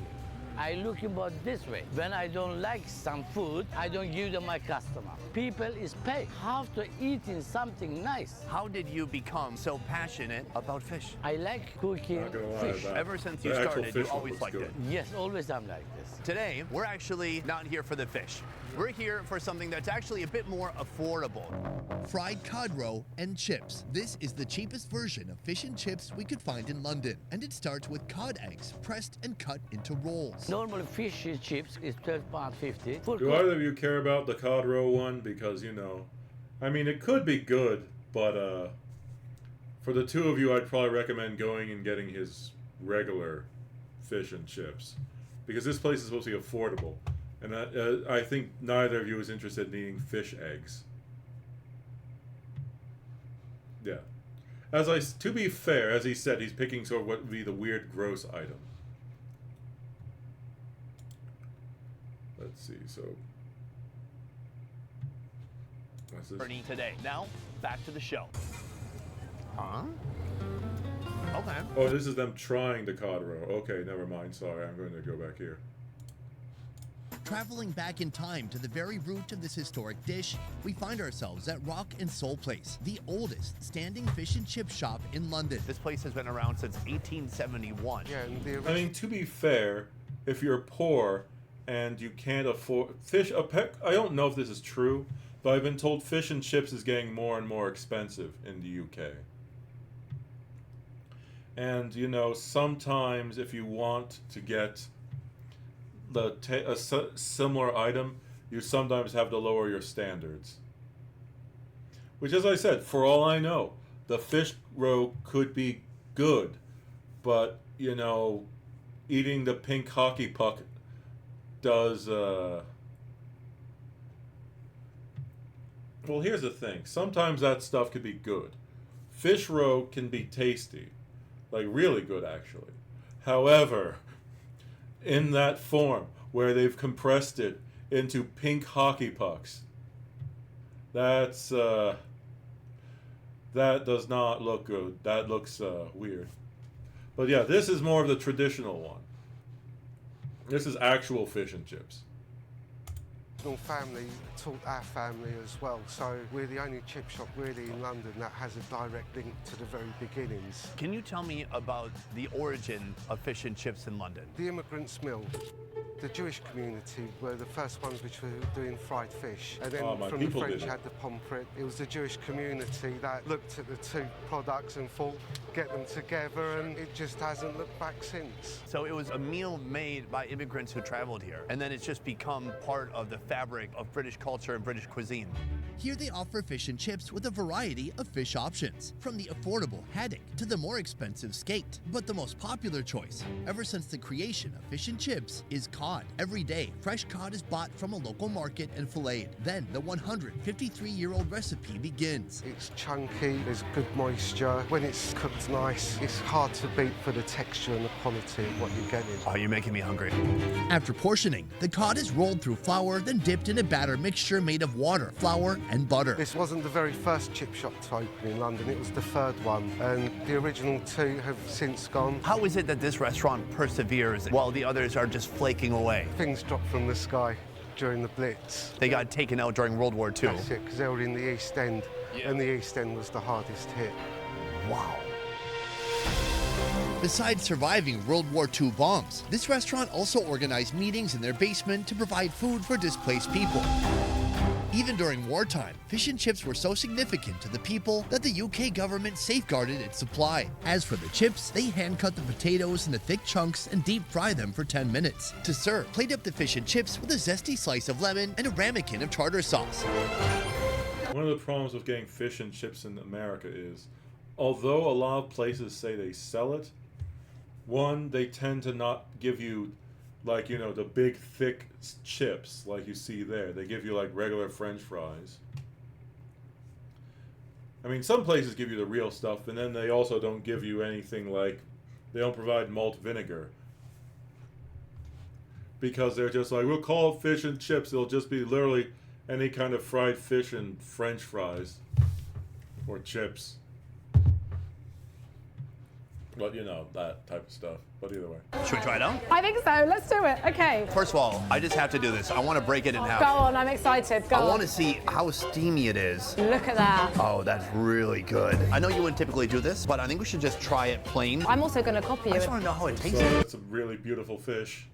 I'll shut up now.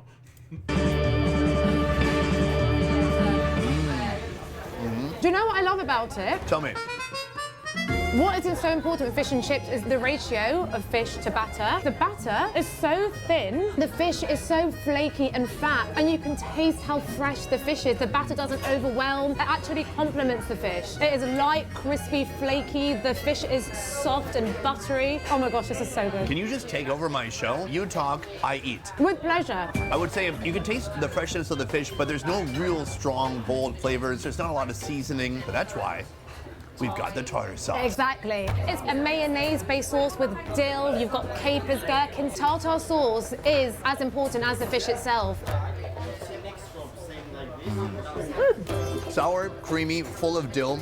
It is delicious. Yeah, it's just the perfect amount of seasoning, and it just ties everything together. This sharp, herby, fresh sauce with that fresh fish, the crunchy batter. It is just, oh, it's such a good combo. Yeah. And then chips. Oh yeah. In between, all part of the experience. They have great tartar sauce here. There's no way you could have an operation like this that's so iconic and just have store-bought tartar sauce. The owner said they've had their own formula, and he said they've kind of even toned it down a bit to not be too intense or too sour. It's all about complementing, not overwhelming the fish, and I think they've done such a good job. Have you ever complimented a fish? No, I'm actually quite scared of animals. Oh. Yeah, I don't mind eating them. Do you think we're missing anything from the classic fish and chips experience right now? For me, this is a perfect plate. What a lot of people might think is missing are mushy peas, green peas that have been blended. I personally don't think they... What are the two of you's opinions? What the heck are two of you? What are your opinions on mushy peas? Are they necessary, or can you do without them?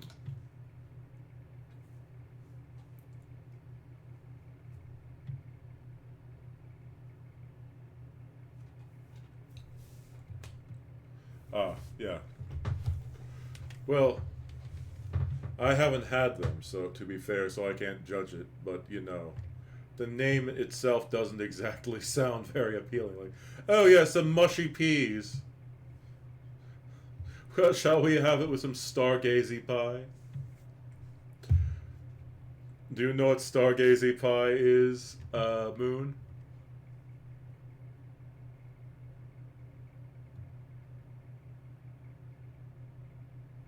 Oh, good. It's so... you know, it's funny because a lot of the popular British foods are just, you know, literally like, oh, this is something that, you know, most people could try, and it's generally good, it's inoffensive, it's nice. And then, you know, stargazy pie is just like, you know, I thought by making it into a pie, I wouldn't have to deal with the fish literally staring at me.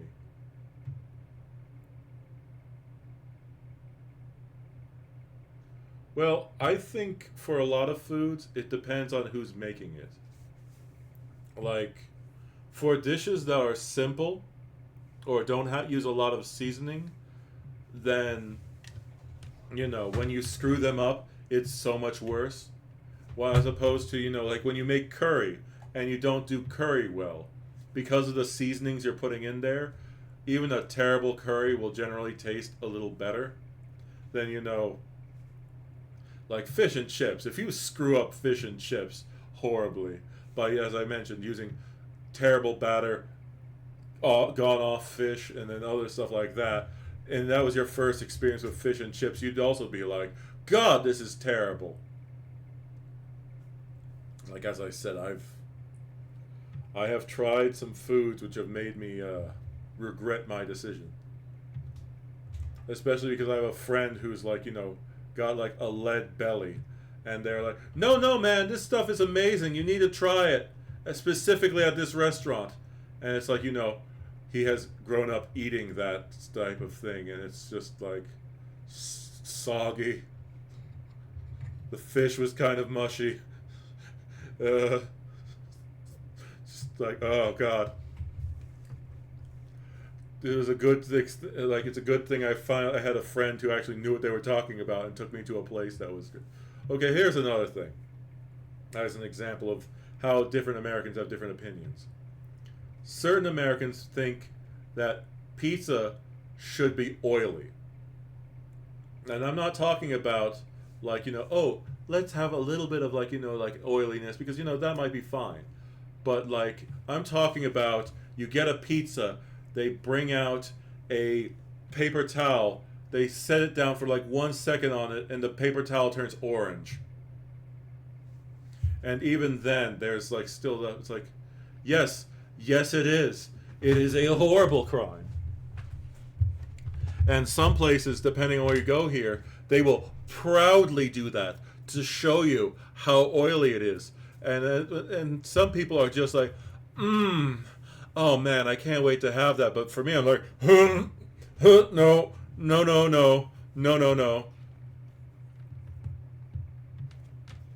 And the confusing thing for people who don't live here is when we call everything basically New York style pizza to get people who don't know better to try and buy pizza. There's American style pizza, which you can find like almost anywhere. But New York style, and I'm talking about real New York style, is very different. It's like the texture of the dough. It's a very thin, easily foldable pizza. And it's just really nice. But, oh wait, we're supposed to be watching this video here. They add a lot. The other thing which people do is they order a chip butty. And what it is a bread bun, mushy peas, chips. I'm tempted to try it, but I need some more beers. Cod is the perfect choice for delicious yet affordable fried fish. But what happens when you make this iconic dish using the most expensive fish you can find in London? Well, this is a challenge only one chef was willing to take on. So today we're going to be making the world's most I'm going to tell you something a bit funny about this fish. If you noticed a little bit, just going back a tiny bit. Fish. But what happens when you make this iconic dish using the most expensive fish you can find in London? Well, this is a challenge only one You notice, well, it looks so weird. And I believe there's a second, you can see the second eye, like right around there. It is like a flounder. Or sort of like a really, really big flounder.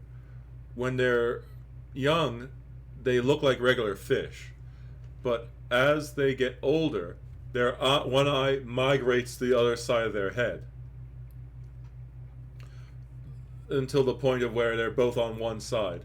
And then they basically sit at the bottom of the water and will just ambush stuff. It's just a weird little detail because I find it sorry. Fish and chips time! Chef was willing to take on. So today we're going to be making the world's most expensive fish and chips. Look at the size of this thing.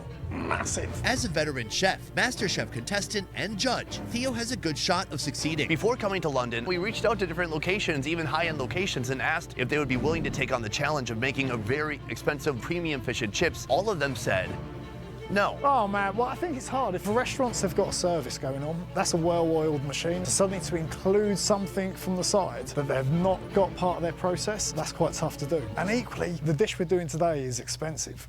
It's big bucks. To make the most expensive fish and chips, we've sourced the most expensive fish available. This massive turbot, costing an astounding $229. It's line caught, so it's expensive to catch, but it's the most beautiful fish. It's succulent, it's meaty. I mean, it blows almost every other fish out of the water, excuse the pun. Turbot is typically reserved for gourmet, high-end fine dining. To deep fry such a luxurious ingredient is unthinkable. Until now. My guess is that you've never done this before with this type of fish. Never. This is fraught with danger, I'd say, today. You have a lot to lose and almost nothing to gain. I don't even know why I'm doing it. So we're now going to fillet the fish. We've got a bone that runs through here, so we're going to try to cut through that skin, which is tough. There we go. Now we need to cut around the head, follow the shape of the meat. Oh, it's a tough fish. So let's get a pair of scissors out and start trimming this fin. Big fish like this, he's lived a long time, and that skin is impenetrable against other fish. Do you two actually want to see the butchering of the fish, or do you want me to skip ahead? Because I know some people like watching this stuff, but other people are like, no, oh God, I don't want to see this thing turned into, you know, the stuff.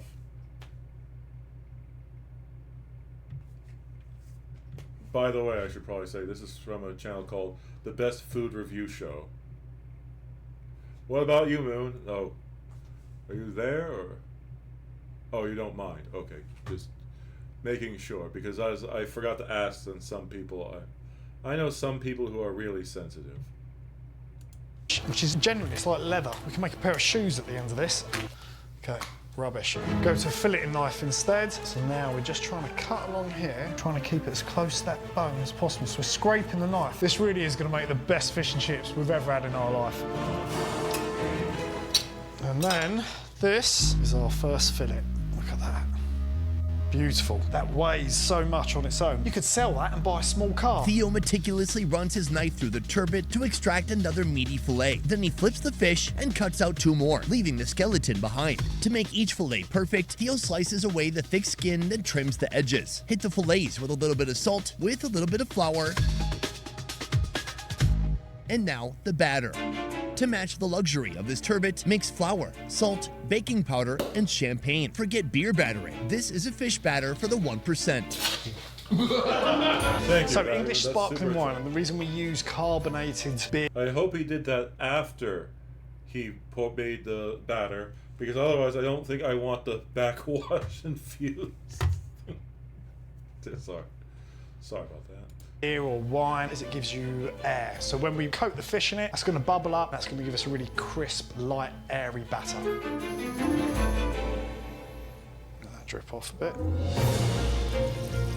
Normally we deep fry this, but we want to make sure we get it nicely coated. Because it's a big fish, as soon as we get a bit of colour on the other side, we're going to flip it over, get a bit of colour to that, and then we're going to finish it in the oven. So we don't burn the exterior, but we get a lovely even cook throughout. We'll take about 2 minutes on this side. I'm a bit nervous because, you know, Sonny, he's got a refined palate, a sophisticated level of taste.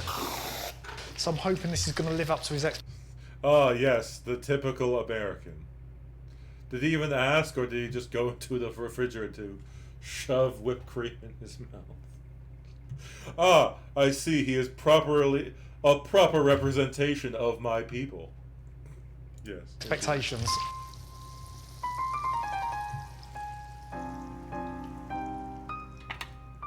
Once all fried up, the 4 pieces of fillet head to the oven, and Theo moves on to the chips. Chop up 4 fresh potatoes, thick cut in true British fashion. Parboil the potatoes for 6 minutes, then after draining, they go through a 2-step frying process. The first fry to lightly cook them through, then the second fry to crisp them up. The turbot, after 6 minutes of baking, gets a quick dip in oil once more to enhance its outer crunch. Finally, plate up the fillets with chips and mushy peas. This here just may be the most expensive fish and chips in London's culinary history, and 2 guys will help me enjoy this humble working man's food turned posh plate of protein. Joshua. Hello. Ollie. Hello. Today we become part of history. It's a bit weird though, getting such a fancy fish and putting it in fish and chips. It's a bit like dressing King Charles in an Adidas tracksuit. Josh and Ollie created the YouTube channel Korean Englishmen in 2013 안녕하세요. to introduce Korean culture, food, and lifestyle to a global audience. That's my favorite. Then in 2017, they expanded their platform with Jolly. This is above and beyond. A channel exploring culture and food beyond Korea. Back to the fish and chips. Yes. So just give me 1 or 2 things that you look for in good fish and chips. Firstly, mushy peas. Not fish or chips. Mushy peas are an iconic British staple. When served up in chippies, they Mushy peas. I mean, come on, man. It's the same in English as it is in, like, the same in American as it is in English. Or English, rather. American English we're saying. Yes. Saying it's mushy peas. It's the same way. We pronounce mushy the same way in America. Not mushy. They look like this, but Theo brings this recipe to the next level, blanching green peas, then putting them into a blender with mint, olive oil, salt, pepper, and vinegar. You can often tell how good a fish and chip place is by their mushy peas. You know what? This is good. Because if this isn't good, let's just leave. God, the disrespect. That's really good. That is perfect. Oh. I bought a $225 fish. Came to this guy's house. Demanded that he make me my fish. I did not like the mushy peas, didn't bother trying to fish, and just left. Like, what the hell? My God. Good mushy peas. What about the fish? What do you look for in the fish? It really should be tender. You shouldn't be chewing that at all. It No. should just fall apart. You want that crispy batter on the outside. Oh, listen to that. That's a nice sound. The world's most expensive fish and chips. Cheers. Cheers.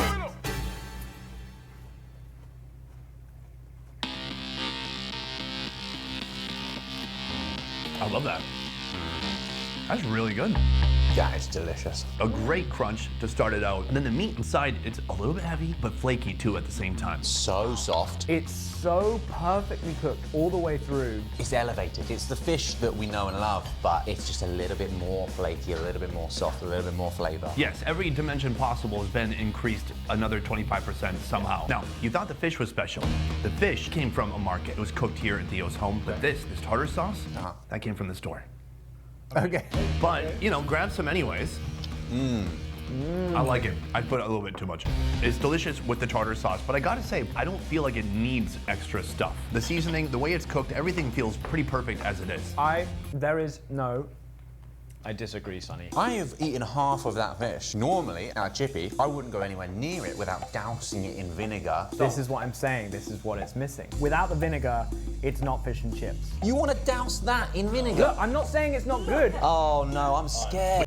So, are you somebody who douses it in tartar sauce or douses it in vinegar, or do you use both, or do you use neither?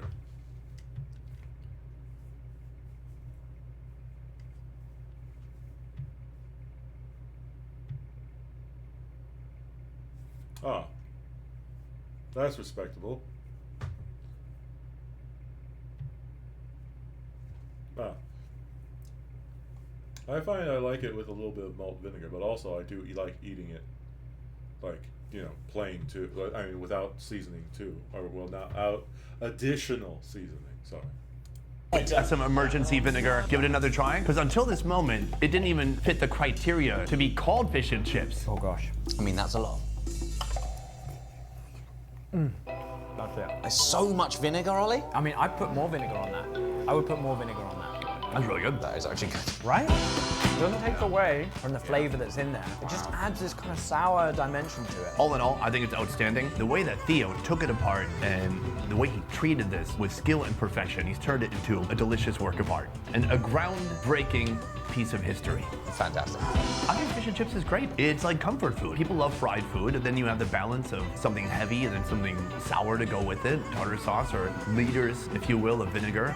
I love it. Cheers. Thank you. And to British food and to fish and chips. Cheers. Cheers. Cheers. Right, Thank you for this. which one was This is most absolutely worth incredible. In this video, we tried 3 levels of fish and chips. This was a lot of fish and chips. Most people's digestive systems Couldn't handle it. But mine can. I need to tell you which of these fish and chips gave me the most bang for my buck. This is a tough choice. At Ben's Fish and Chips, I mean, Ben was one of the most authentic, genuine people I've ever met. But then Theo, at our last location, he took the weirdest looking fish in the world and turned it into delicious food. British food. But if I had to choose one, it would be location 2, the Rock and Soul place. That place, even after 150 years, they're still going strong and pumping out. Okay, I'm sorry. Like, I guess I agree. Like, you know, the middle place is often the one that's picked. But you can't get... This guy invited you into his home, made a fish that you specifically brought for him, and did everything I could. Let you go into his fridge and let you eat his, like, whipped cream straight from the container. Dipping, just gently jamming it in your mouth and doing that. And then you're like, you know, I think it's better to just buy it from, you know, a regular store. The disrespect, man.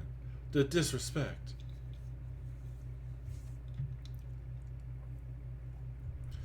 I mean, you know, it's a whole other level because this isn't some fancy restaurant. This is literally like star chef inviting you in your home and just going like, oh, no. I mean, joking aside, but yeah. Some great fish and chips. I loved it. What you call chips, we call French fries. What we call chips, you call crisps. It's almost like another language. I've got to translate a lot of time for my American audience. It's almost like we need to have a second revolution. No way! Hey, how you doing? Yo! I've seen so many movies. We're doing. Can't remember what movie you've been in, but you... What movie? I was in Spider-Man. No way! Yeah. Oh, that was an experience. I just got assaulted with kindness. Yes, for ketchup, you can have Heinz. For the mayonnaise, sure, also Heinz. I don't blame them. For the heat, sriracha. Actually quite unconventional. Well, there's a lot of Asian folks coming here.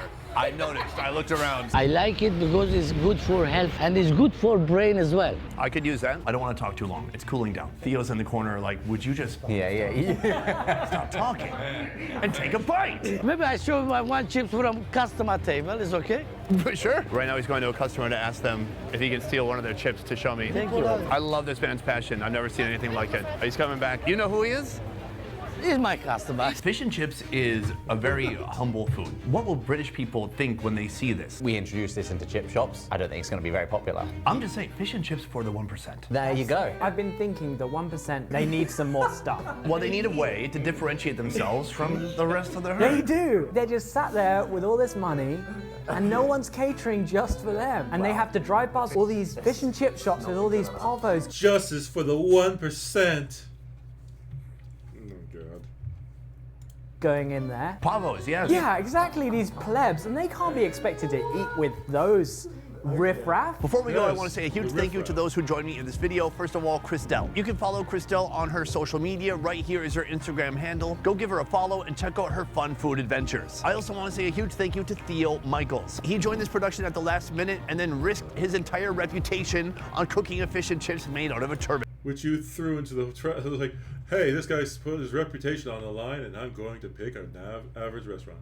It's probably good, but you know. Still. You can follow him also on Instagram. And then I want to thank the boys from Jolly for joining me at our final location. You can find them on YouTube. Go give them a subscribe and follow their fun food adventures on Jolly and also Korean Englishmen. Anyways, that is it for this one. Thank you so much for watching. I will see you next time. A peace. And I'm not going to scream a peace. I'm going to politely button up my shirt because now I am a British gentleman. Good evening.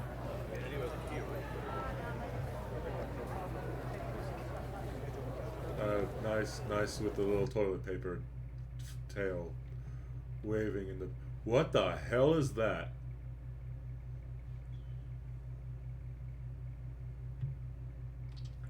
Is that some kind of barnacle?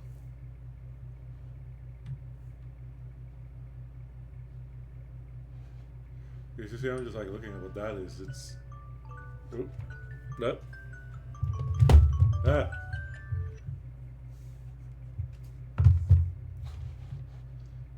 No, I'm not gonna click that video, don't worry. I said I would play the Michelin star fish and chips, so I'll do that. Hi, I'm Josh. I'm Ollie. And today We're gonna try Michelin. Hey, you know, if there's like, I have enough aquatic horrors in Subnautica, and after this video, I'm going back to playing it.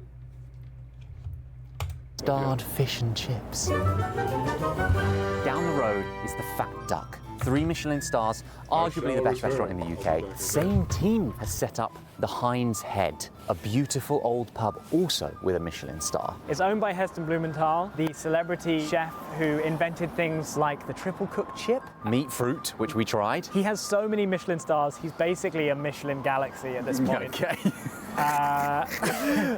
Somehow we've been invited and we're allowed to film in here. I'm very, very excited.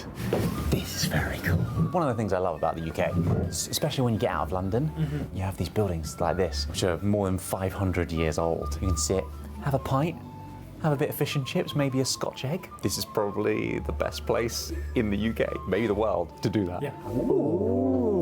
Okay, to begin, we have Heston's famous Heinz Head Scotch egg with mustard mayonnaise. A nice quail egg in the centre, so he's the pioneer of the first running Scotch egg. Then we have our mushroom parfait with puffed wild rice. Oh. And another signature Fantastic. snack, the Yes. devil's oar on horseback. Devils on horseback. Oh. Apparently, knights used to put bacon on their armour and then run into battle to scare off their attackers, and then they would cook and eat the bacon after battle. Because I would be attracted to someone wearing bacon. Yeah, well, yeah, I mean... You wouldn't have done well. Enjoy. Thank you so much. Wow, that's a Scotch egg. Scotch eggs are a British Sorry about classic. that. You can get them in most pubs. It's an egg wrapped in sausage meat with breadcrumbs. Oh. But the egg inside is normally hard boiled, and he said that this is runny. Oh, yeah. Look at that.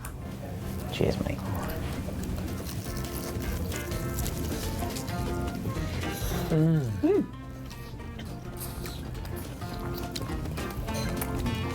Wow. Wow. Wow. Look at that. Did you see that? Oh, gosh. This is off the bar snacks menu. Wow. So you can sit at the bar, order. You like Scotch eggs?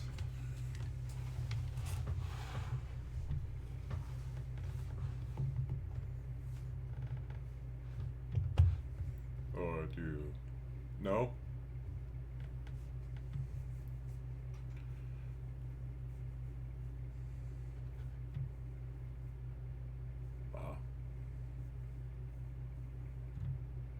Maybe Moon's off talking to their parents or something.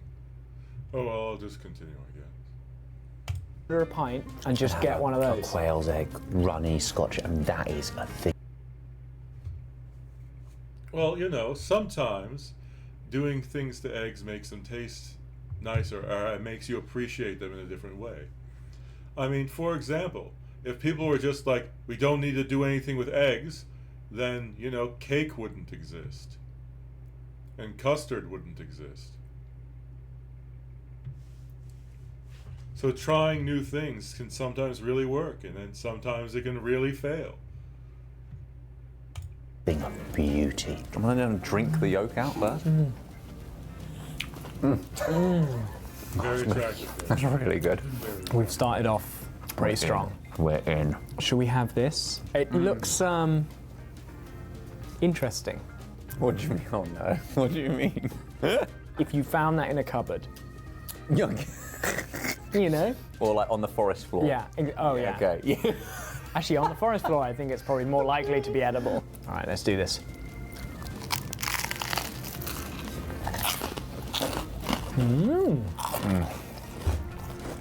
By the way, I forgot to ask, would you want to try the $225, like, or, yeah, I guess, well, I don't know in pounds. Would you want to try that fish and chips if you didn't have to pay that much money for it?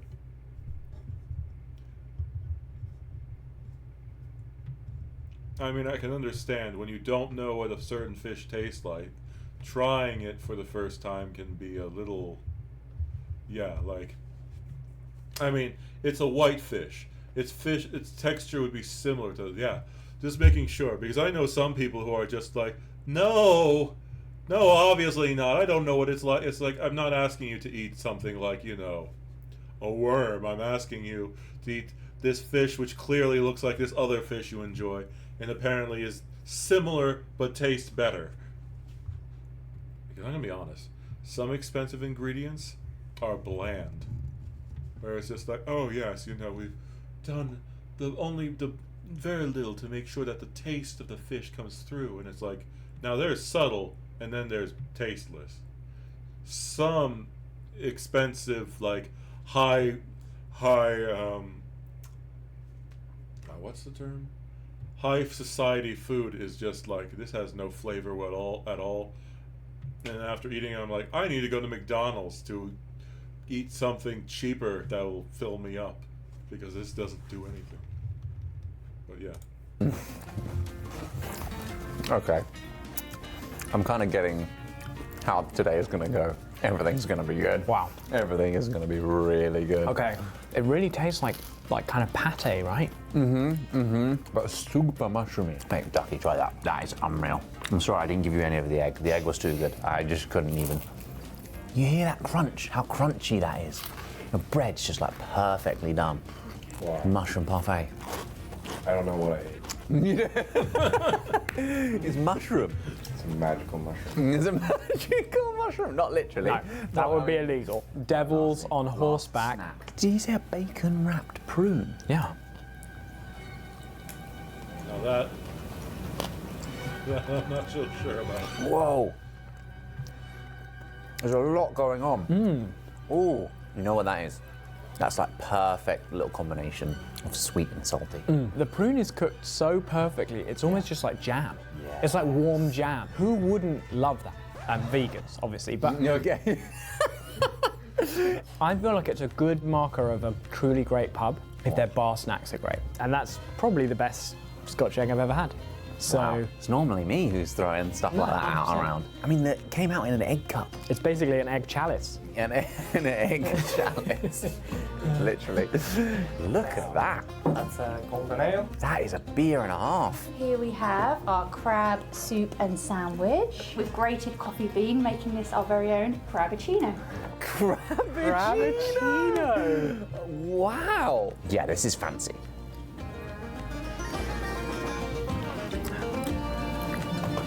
Holy crap. Wow. Holy crap.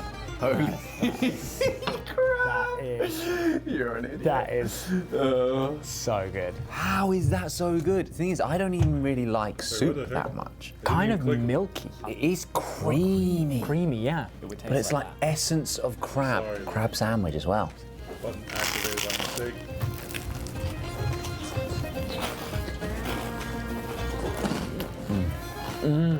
Wow. Wow. See, conversely, that's like really refreshing. I'm gonna dip mine in. I feel like the combination of the two flavors is gonna work really well. Oh, look at that.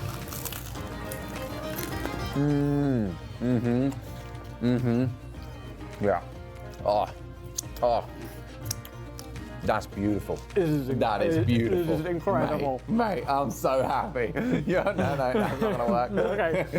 Cheers. You know what? I want to get someone who says they don't like seafood and give them that. Yeah, well, it's incredibly seafoody. I defy you not to like that. You know? It's just so good. That's the best soup I've ever had. Well, I mean, for me, I do not like coffee, so you know the fact that there's coffee bits in there is like, I love crab. I hate coffee. Okay, well, correction. I don't like coffee oftentimes. When I've had it or I enjoy things that taste like it, it's usually because they do a bunch of stuff to cover up the taste. So immediately loses all of my followers because I say I do not like coffee. Oh no! It's in a Hayden Scott. I don't think I've ever said best soup. Just saying. Ducky, you need to try that. You need to have a sip of my crabs. Oh, sorry. Sorry. Yeah. Okay. Wow. Wow. Yeah. That's crazy. Yeah. That's insane. That's like the head of the crab, but like. Yeah, but way creamier and clean and like seafoody smell to it. You know, like that little thing that what puts people off. Wow. It's in like an espresso cup. I know. I'm expecting like espresso. I know. And it's like fish. Yeah. So good. Aiden finished it, damn it. Yeah, I was gonna say. This is it, the main event. Okay. Here we have our famous British fish and chips. Wow. We have curry sauce. We've got nice minted peas on the side. A chippy dip, which emulates the flavour of the bottom of the fish and chip bag. Oh, wow. The atomizer full of pickled onion juice and malt vinegar. So you can spray each individual chip. Or Wow. spray it in the air and inhale it while you're eating. Okay. Okay. We've got Heston's famous triple cooked chip. The triple cooked chip, I feel like, is taking the UK by storm. Yeah. You can find them all over the place now. But Heston is the first one to do this. Yeah, that's right. Yeah. First recipe. 30 years ago this year. We actually tried once if you just keep cooking a chip. Yeah, how many times can you cook it? 11 times, eventually. That was way too many. Undercooked. You also have a Fridays? Oh, that's cool. Yeah, but you know, sometimes, like some of the best food does not look very pretentious or looks, you know, like normal stuff. Like, to be fair, when you cook a really, really good steak, like, you might be able to tell how good it is before you cook it, but a perfectly cooked steak of a really good quality, if you just look it on a plate, you might just go, it's just meat. I don't see what's so special. Until you bite into it, and then you just go like, oh, okay, I get what the deal is now. But yeah, I do agree. Though the extra crunchy bits on top, how they've sort of the way they fried it makes it so there's a top layer is just really crunchy and crispy, probably. Triple cooked chips. So bad. We've got a batter that we've charged with CO2. That's why it looks so crispy. Already, just from the appearance, this looks special. It does. I mean, an atomizer. And wait, he said we can spray it into the air. I'm gonna miss you. Yeah, miss me, miss me. It got in his eye. Oh. It is pickled onion in there. So he said we can spray each chip. This is really fun. Cheers, mate.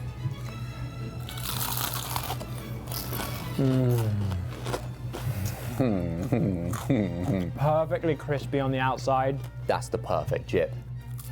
That is ridiculous. I've had a lot of triple cooked chips at various pubs. You often will see them on pub menus. Nothing has come close to that. What is this sauce? He said it was the taste. In America, the triple cooked chips aren't really seen very much, or I've never seen them on menus. But yeah. The mushy chips at the bottom of the bag. Smells good.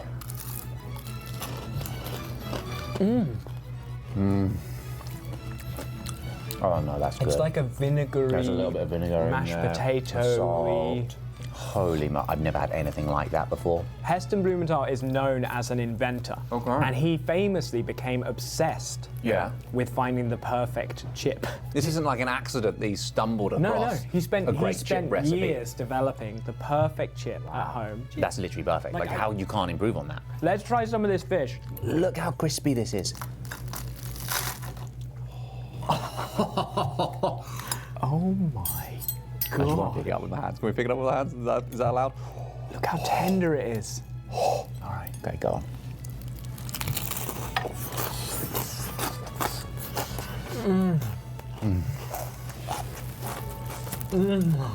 That's ridiculous. Almost what's most surprising about that is it does taste like fish and chips. Oh, yeah, really interesting. Just like the chip, you know, it's not dissimilar from any chip or fish you've had before, but it's just done exactly how you want it. It's like the fish and chips they serve in heaven, right? It's like down on earth, we're doing our best, aspiring to those lofty heights.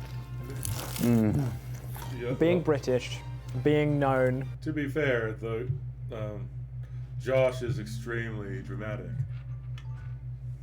You know, might not want to play this without the headphones on. Your parents might be thinking like, oh my god, what's that weird 30-year-old man making my poor daughter watch? All these men moaning in the background. It's like, it's a fish and chip video, Mom. It's just like, oh, let me give you some tartar sauce. Oh, yes. It's like, not helping, fool. But yeah, sorry. As the country that conquered the world for spices and didn't use any of them. I feel like we're redeeming it. I would be 100%. proud to say this is our national dish. 100%. I would be proud. I want them to make Michelin-star versions of all guilty pleasures. Beans on toast. Michelin-star beans on toast. Right? Michelin-star Big Mac. Michelin-star Taco Bell. Yeah, maybe not. Where do you go from here?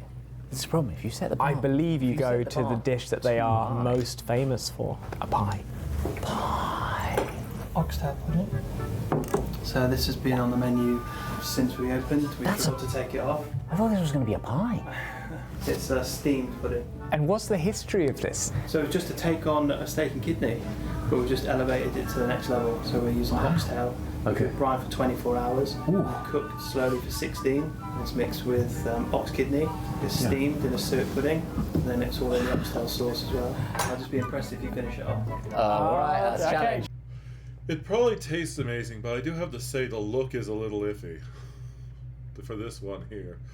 As I said, probably tastes fantastic. Looks a little,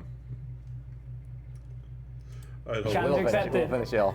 We were literally both talking about how it was a pie. It's not a pie. It's I not a even pie. said dramatically, a pie. A pie? I thought it was going to be a pie. It's sticky like a sweet pudding. Oh, wow. That looks good. Look at that. Oh my gosh. I've never had anything like this before. Oh, did you smell that? That's the richest, beefiest There's no way smell we're finishing it. I have ever smelled. Cheers, Okay. mate.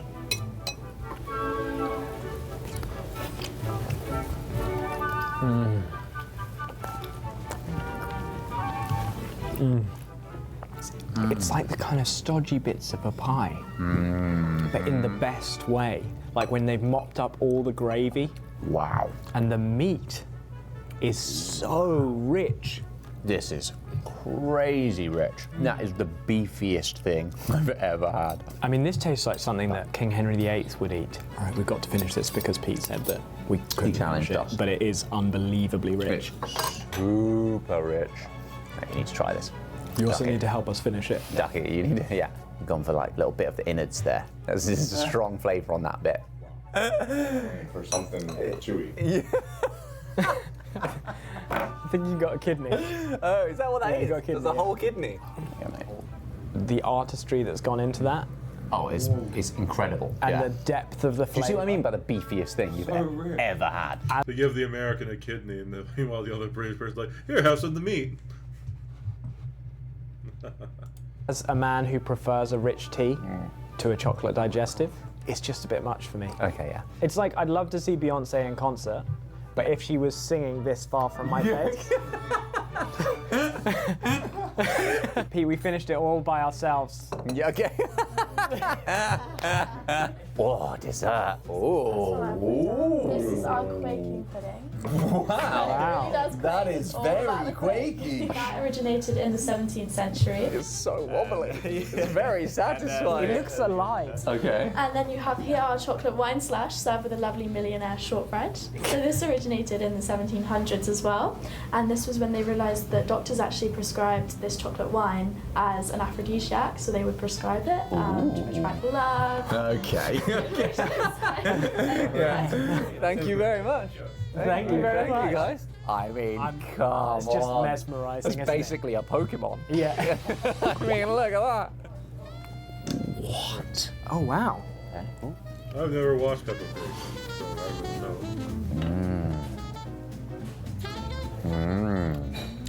know. Ooh, that. It's jiggly eggnog. It's jiggly eggnog. It is kind of like eggnog-y, hey? What you don't realise Christmassy. about that is it is warm.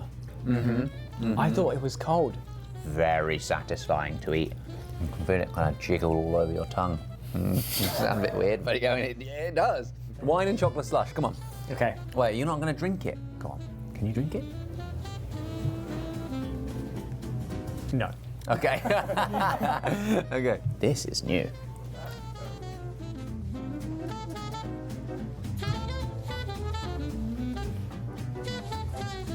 Whoa! It tastes so chocolatey and so winey all at the same time. Yeah. How? And it melts in your mouth like immediately? It's fascinating. You're not a fan. I really like that. Okay, this is my kind of dessert. Ready?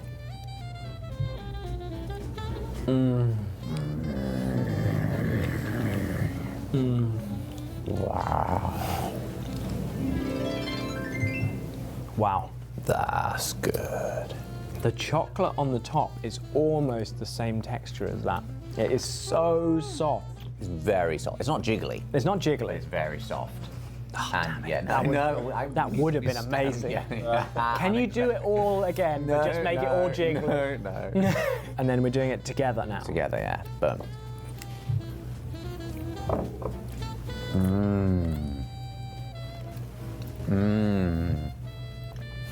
Oh, wow. A bit too wow, much. there's a lot going on there. There's a lot going on. Hate that. What do you mean? We came here for the fish and chips, and the fish and chips was incredible. Yeah. It is a normal pub that you can come to, get a drink at the bar, but it happens Why to are they also like have this? a Michelin-starred kitchen that makes some of the best British food If you don't in the country. Probably just hear the audio. Pub food classics as well. Food classics. like, oh, what are these It's like if perverts Beethoven doing? did a techno track, you know, like. You know, I'm not sure. It's like I'm not sure how that would go. you get someone a true master of their craft. You know, He nails the crescendos. Yeah. He'd probably do a sick drop. Oh, can you imagine? Can you imagine? But no, this is incredible. Feels like a real treat. Even if we were to come here again, it would never match the first time. What do you mean? That was for Gabby. Great. I figured. I'm ready for a food coma now. No idea why Thank you very much. Ollie Big shout keeps out competing to the with Josh's wife. Josh's wife is Gabby. I believe Gabby is Josh's wife. So it's just like, you know, you went with someone else other than me for the first time. It's just like, what? It's just like, and just like whenever he's gone there before, and it's like, just I want you to know, I was here first with him. It's just like, Ollie. Yandere character Ollie. team at Heinz Head, taking very good care of us. If you want to try some incredible pub food, come check it out. There's probably nowhere better. Seriously. Meantime, see you jolly soon. See you later, guys.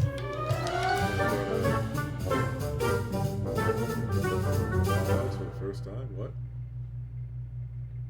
Did they once again do a Popeyes video, or is that something? Recently, the we channel is Jolly. Oh no, it's just the original, like older Popeyes one. Did you know, like Moon, that there is a beans ice cream?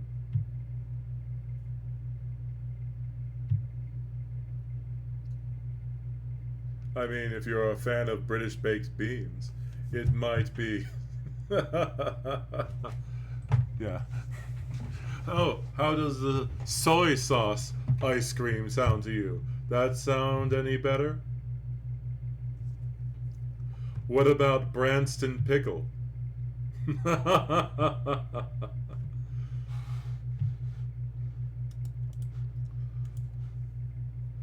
Today we are going to try. Well, actually, first I'm gonna just see if I can find the.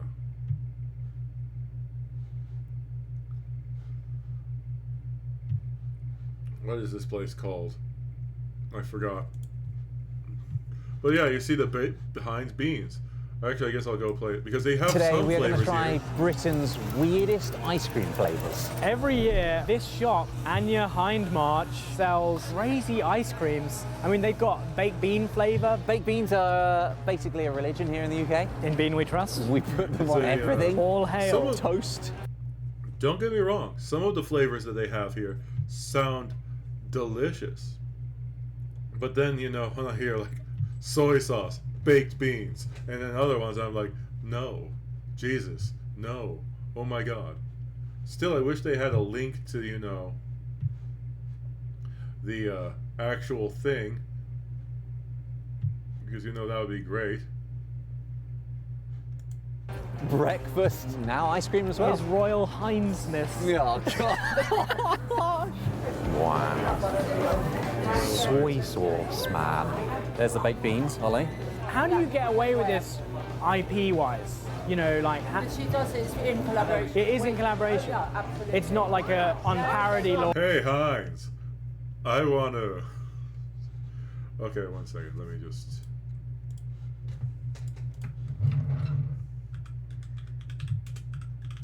I'm sorry.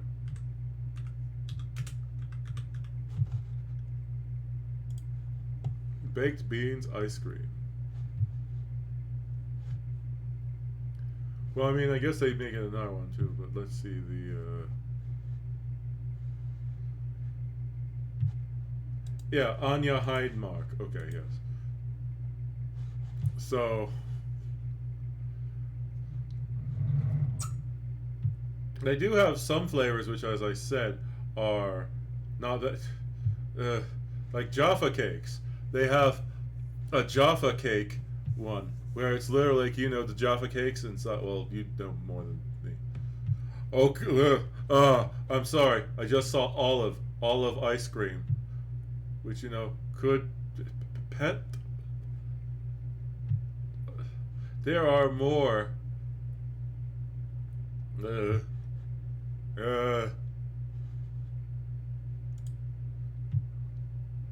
let's see, shop. Oh, wait, I'm trying to find the...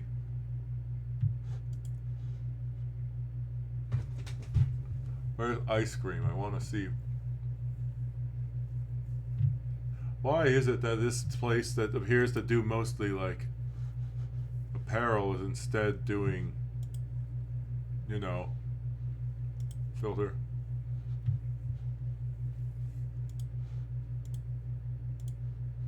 I want ice cream. Where is the ice cream here on there? Well, you know, butter is not a Crunch bar like bag.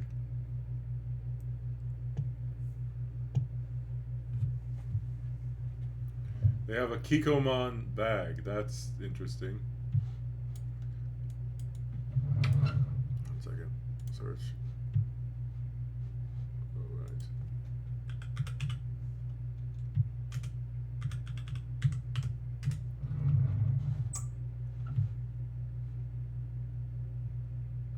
Zero results for ice cream. I guess you actually have to go into the shop. Oh, sorry. I'll play this. Or something. Really? That's amazing. Wow. I think I can confidently say I've never bought this much ice cream in my life before. No, this is going to last us a while. Thank you very much. Thank you very much. Cheers. Thank you so We'll much. get that here. I got a cooler box full of weirdly flavoured ice creams. We've got the 2 most popular flavours here. They didn't have big pots of. Why are there bags? Because you have to understand, Anya Heidmark primarily makes fashion items, not ice cream.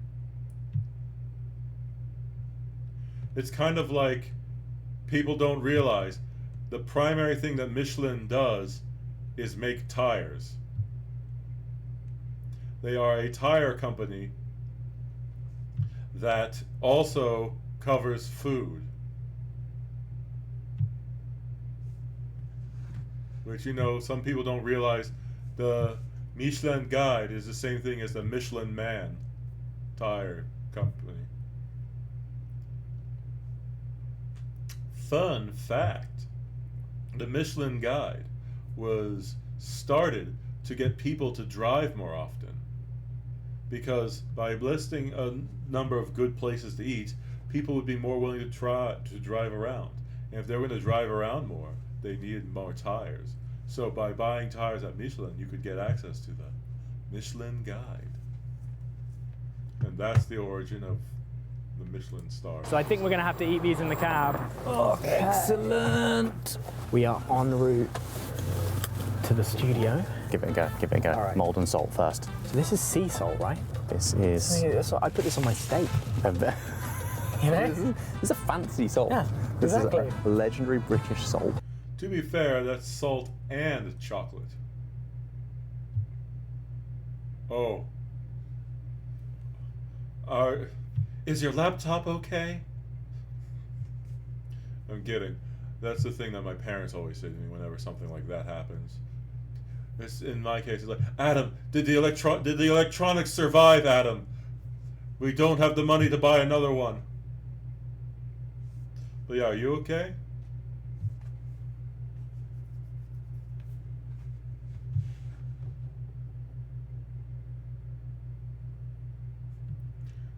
You know, they say things like, "Oh man, well it's great to hear you're fine." My parents are like, "I don't think it would survive if it made direct contact with your skull, Adam." But yeah. It's flavored ice cream. It doesn't look like it's salt flavored, No. but Let's give it a go. taste.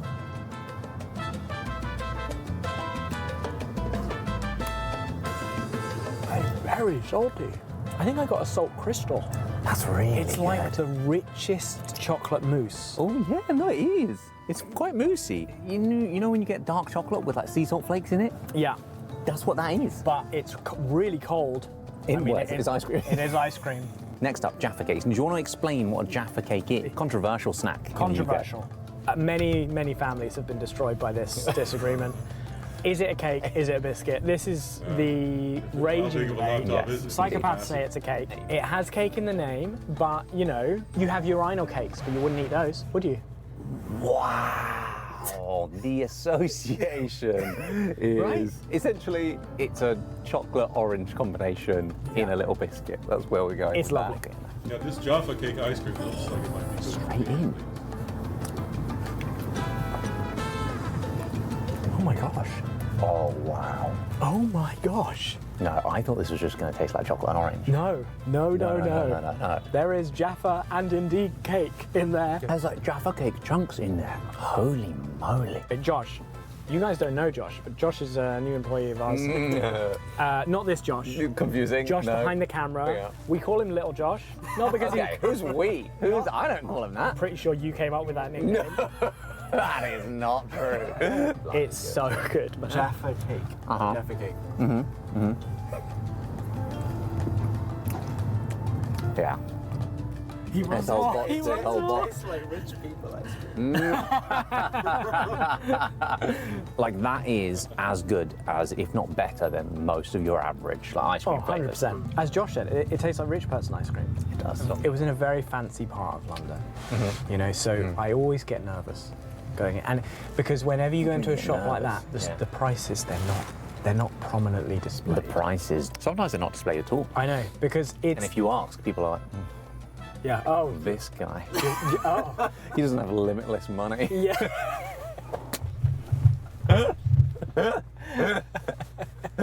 Yeah. No, you shouldn't be shamed just because Yeah. you ask the price of a product, because I've experienced that too. When don't get me wrong, I don't have money.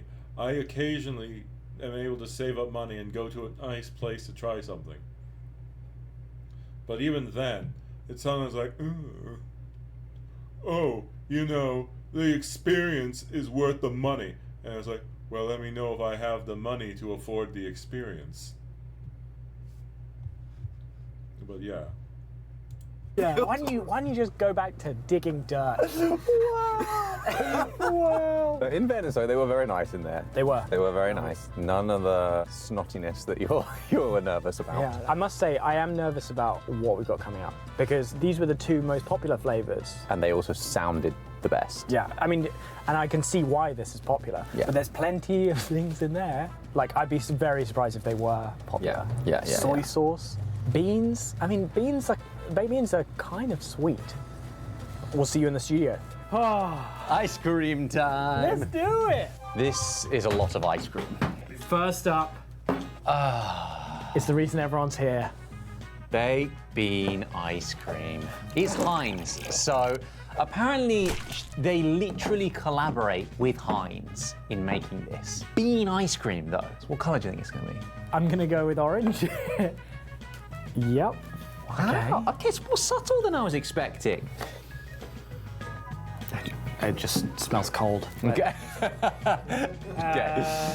All right. Do you want to go first? All right. Well, you said beforehand that beans are somewhat a religion in the UK. Yeah. So I guess the question is this blasphemy? Or is it a beautiful kind of worship song? Wow. I'm glad there's no visible chunks of like bean in there. I think there might be. Do you think there are? I think Maybe it's inside. All right. Let's go. Next to something in there.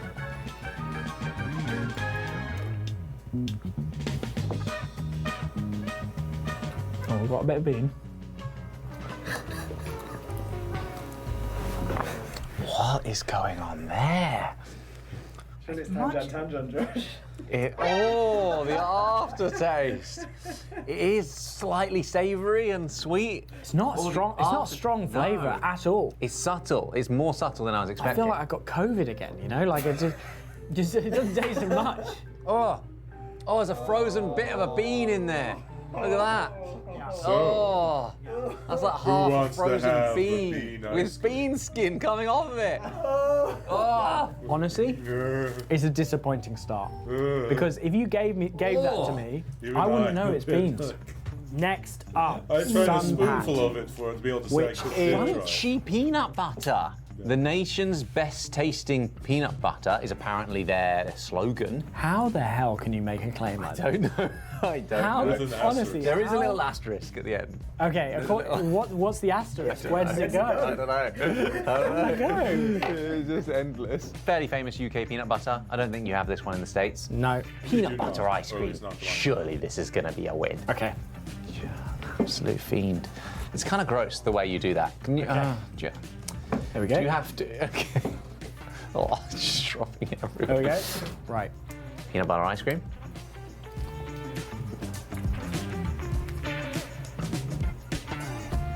Oh, holy crap. That's good. Why the hell don't we have peanut butter ice cream? Wow, that is really good. It's really peanutty, like almost like, you know, pistachio ice cream. It's like pistachio-y. It's delicious. Very creamy. And you know what they could have done? Little tiny chunks of nuts. You know how some ice cream has jam swirled into it? PB&J. PB&J. Wow. You could have done that. Swirl some jam in there. Still can. I think that might be my favourite so far. Easy winner. Easy. I mean, like 100% would buy that. If you start selling that for maybe a quarter of the price, yeah, I would buy that. Yeah, literally. Literally. I mean, that applies to almost all things. Really? Right. Next up, pesto. Mate, smell that. Ooh. Okay, that's a different reaction than I had. It just smells like, as a parent of a young child who loves pesto pasta and not much else, the cold waft of pesto smell is something I'm familiar with every time I open the fridge. I think what really puts me off is how creamy it looks and is. Let's do it. Yeah.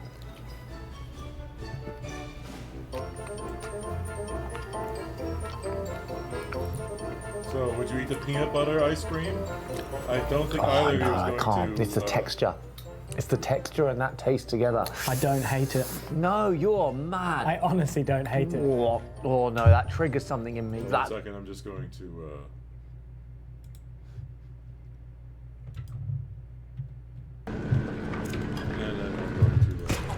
Sorry.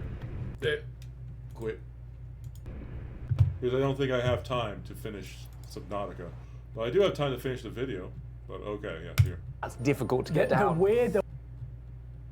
Well, you know, that's fair. Not everyone likes peanut butter. Although if you say that as an American, well, depends, because there's the peanut allergy thing. But yeah. Even then you'd have to ask, do you like creamy or smooth or crunchy or extra crunchy? The weird thing is, I completely sympathise with you. I can understand why you would hate that. It's so creamy. It's really weird. It's so weird, man. This is something I think I like, but you're saying you'd try the pesto over it. Okay, so yes. Between the pesto and the peanut butter, you'd hands down go for the pesto. Maybe, you know, have it with some beans. I mean, who knows? Pesto and beans, it might taste good. I'm internally feeling sick by bringing that up. Having some pesto with a side of beans in ice cream form. Ugh. Feel bad about like. Okay, fair enough. You know, it's like a Michael Bay film.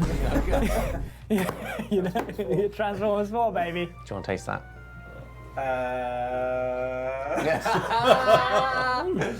Give it a taste. Luke, Go on, Luke. Honestly, keep an open mind.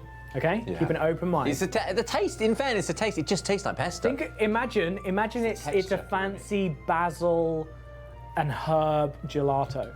Just imagine that. Like a palate cleanser. Yeah, like an amuse-bouche at like a Michelin-star restaurant. Yeah. I'm just trying to think of ways that would make it less bad. Yeah. Don't think pesto. Look at me. Look at me. Look at me. Okay. Gelato.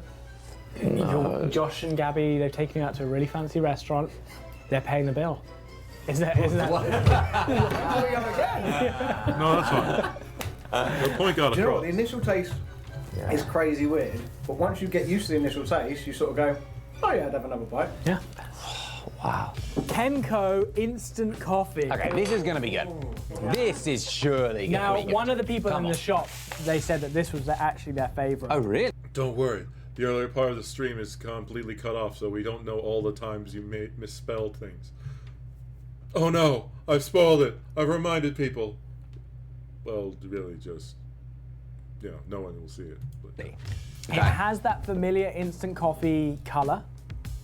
Smells like instant coffee. Oh, come on. Oh, yeah. That's good. That is good. Hell yeah. That, oh my gosh, that is really good. It tastes like coffee cake. Yes, coffee cake, yeah. No, you're right. Or like the instant coffee you get in Korea. Mix a copy. The thing about instant coffee is, if you have it with lots of milk and lots of sugar, it's great. The base taste is very bitter, and so you combine that bitterness with a bit of sweetness, a little bit of creaminess. Works, and that. So they basically just done that, thickened it up and frozen it. Hell yeah. On a really, really hot day, That's delicious. 10 out of 10. We need to get that back in the freezer because we need to save that. Okay, next up, we have Branston's Piccalilli. Dear Lord. Now, Americans are watching this, Piccalilli. It's a pickled, like mustardy. Mustard, isn't it? Yeah. Like an old English condiment that you have in like pubs. But you would have it in a sandwich. You'd have it with Probably cheese in a sandwich. Yeah, or like on top of like a Scotch egg or an old sausage roll or something like that. It's basically the overwhelming flavour is sourness, right? Yeah. And so it's not something that one really longs for in an ice cream. If I saw the You know, ice like, cream without if you're knowing going what it through a was, breakup, I'd be it's sat happy in to the bar. try it. Do you want to eat a jar full of Piccalilli? Definitely not. Do you want a jar full of Piccalilli ice cream? Well, let's find out. Oh, the smell is not the one. I can't smell anything. What? Smells Have I got COVID? awful. Yeah, patient 0, COVID 24. Everyone's like, all right. Oh. No. No. No. Okay. What is that? Why is that so off-putting? Is it salad creamy? Mustardy? All of the above? For those who can't guess, he's going oh, into man. this. It is very hard to put your finger. Piccalilli is like mustard and gherkins, basically. That's what it's sort of. High fashion. Yeah, but it's like they've mixed in mayonnaise in there. Yeah, there's mayonnaise. It's very mayonnaisey. It's very mayonnaisey. I really want you guys to try that. You should taste that. You want to keep your job. You're going to try it. Go on. I don't even want to smell it. I'm just going to go for it. Go for it. How much did you have? Go for I had it. about that much. Yeah. Go for it, mate. Go for it. All in one. That's brave. Oh, I'm not good. It's not good. I've just swallowed it. Oh. Yeah, please, Josh, go. Indeed. You need to have a taste of that. Oh. Yeah. the pesto is 10 times better. Yeah, yeah. Oh, yeah, that's sure. bad. That's bad. That's the worst one. This is the worst one yet. Is it worse than the beans? Oh. No, I think the beans is worse. Maybe the beans is worse. All right. Oh my gosh.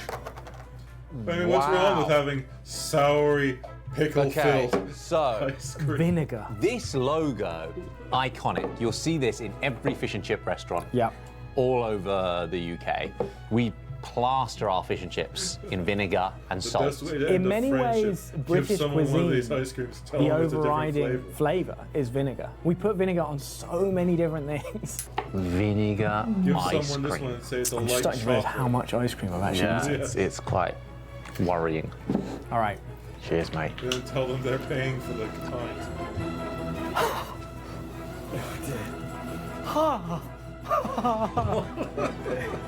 Just the immediate suffering as soon as they put it in. Okay. Oh my gosh, my mouth is salivating so much. It's like a saliva freaking trigger. Wait. Okay. What? Josh, can we do a thought experiment here? Don't think of it like vinegar. Think of it like sour raspberry. It's fruity, right? Why is Sour- it fruity? This is sour raspberry ice cream. That's what it is. No, it's vinegary. It's definitely vinegary. Oh, yes. It's like if you made a raspberry wine and then it went off like really, really But vinegary. if you went, yeah, it is. It does have a vinegar. It It's does very have, vinegary, but it's fruity as well. Like it's got a fruity hint to it. It goes raspberry, vinegar. It's not the worst. No, it's not. I wouldn't. It's I not. wouldn't get it. There's something about it that makes you want to keep going back. Have a little extra taste. Yeah. But Secret ingredient. it is. I'd say that's the most shocking initial flavour. Yeah. I feel like my taste buds are betraying me now. I don't even know what's good anymore. Next up, Soy sauce. Okay. soy sauce. All right. Now this is. Sorry. Wow. This is like on par. Okay. Wow. Oh god, the worst thing for me is it looks like It's on par vanilla. with like vinegar for how strong of a flavour it is. Yeah. What is it? Soybean. It's fermented soybean. That's what soy sauce is, right? Well, yeah, but like in ice cream form, would you like if I gave you that like previous ice cream, and you were thinking you were getting chocolate, and then all of a sudden you got it like beaten over the face with like vinegar, just like this. It looks like it's French vanilla.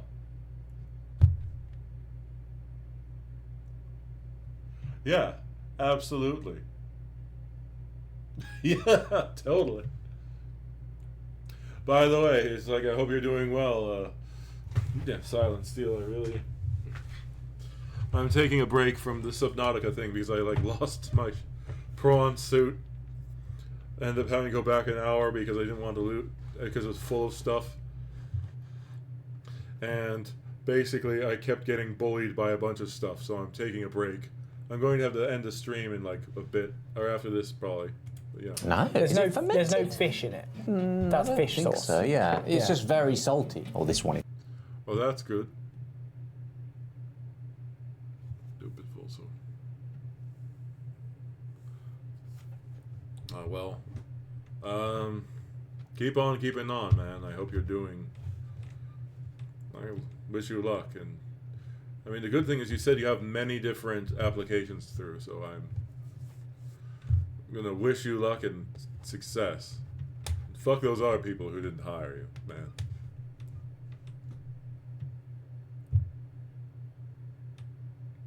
Just try to find a silver lining in everything. I'm sorry for the crummy, like, you know. Oh, wait. Oh, sorry.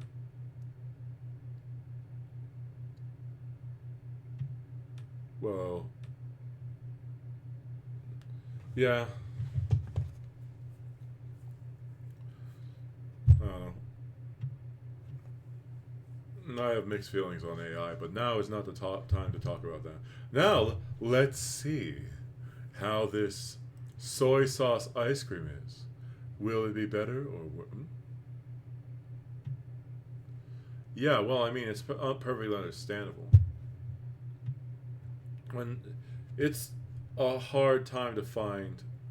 Yeah, sorry, but yeah, it's hard to find, you know, motivation when everyone's saying like no and you can't get a job. It's a hard time to find a job because companies are like, we don't need skilled labor, but we're going to ask you to have all this stuff which you won't need for this job. And then we're not going to pay you for those certifications that we want you to have. But yeah, sorry about that. Sorry for going, but now I didn't see your other message.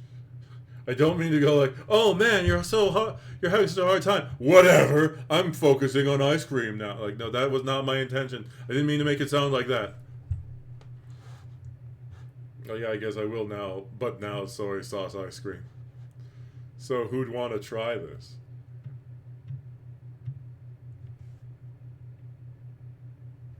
No. Yeah, that's, and then they don't give you a discount. They're just like, no, just buy it regularly. Yeah, well, you know, in a good world they would do it, but you know, they're probably like, oh, I think we'll find someone else, because you know they're just fucking assholes. Sorry about that. I'll just play this. This one is melted. This one is melted. Okay. Let's do it. Soy sauce ice cream. Oh, it took so much. Why would you take so much? I don't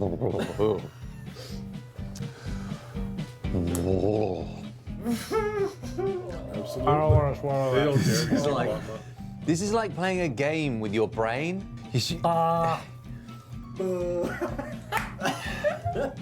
it like triggers all of these different tastes that you've tasted before in different settings, but just do not belong together. Oh. Okay, that's saltier than the salt one. That's saltier than the salt-flavored ice cream. I hate it. You know, it's like when you drop something in your pot of soy sauce, and you're like, ah, crap. And you know, sometimes when I watch these guys, I'm like, God damn it, their life is so great. I would love to go to all these different places and then, you know, try all this food. But right now, I'm happy I'm not this type of content creator. I mean, it could be worse. They could be like, hey, you want to stay employed? Eat this shitty ice cream here. And then you've seen some of their visceral reactions. And they have eaten some terrible, terrible things on this program. But yeah. And you eat it's it. me every time. I think that's why it really it offends my sensitivities, because that tastes like every piece of sashimi I think I've ever eaten. Okay. I actually quite like that. Your I quite face like does it. not convince Once you get over the hurdle of like. Your face, like, yeah, I do. Actually, I quite look at like it looks like he's about to it's like a game with your brain, where you've got to try and reverse. You've got to try and persuade yourself that what you're eating is just a flavour of ice cream. Yeah, once you get over the saltiness and the sweetness, it might be, I think works quite nicely together. It might be tasty. I could never eat a whole tub of it though. Oh, weird. It's in like a weird salted caramel. Yeah. Like that sort really of vibe, salty. but then doesn't get sweet. Yeah, it's not very sweet. It's like got all the initial bit of Mostly saltiness just and then doesn't get sweet. You're like, Yeah, it's a good comparison. Yeah. All right, next up, I'm excited about this. Marmalade. Oh yeah, Marmalade, okay. Marmalade just reminds me of my granny's house growing up. Marmalade on toast. Yeah. Classic. And here's one of the normal ones, marmalade. Lovely. Lovely. Wow. Wow. Wow. It's really got that orange It rind. literally tastes exactly like. 1 second, I have to go now. All right, bye. Sorry, my parents are here. See you.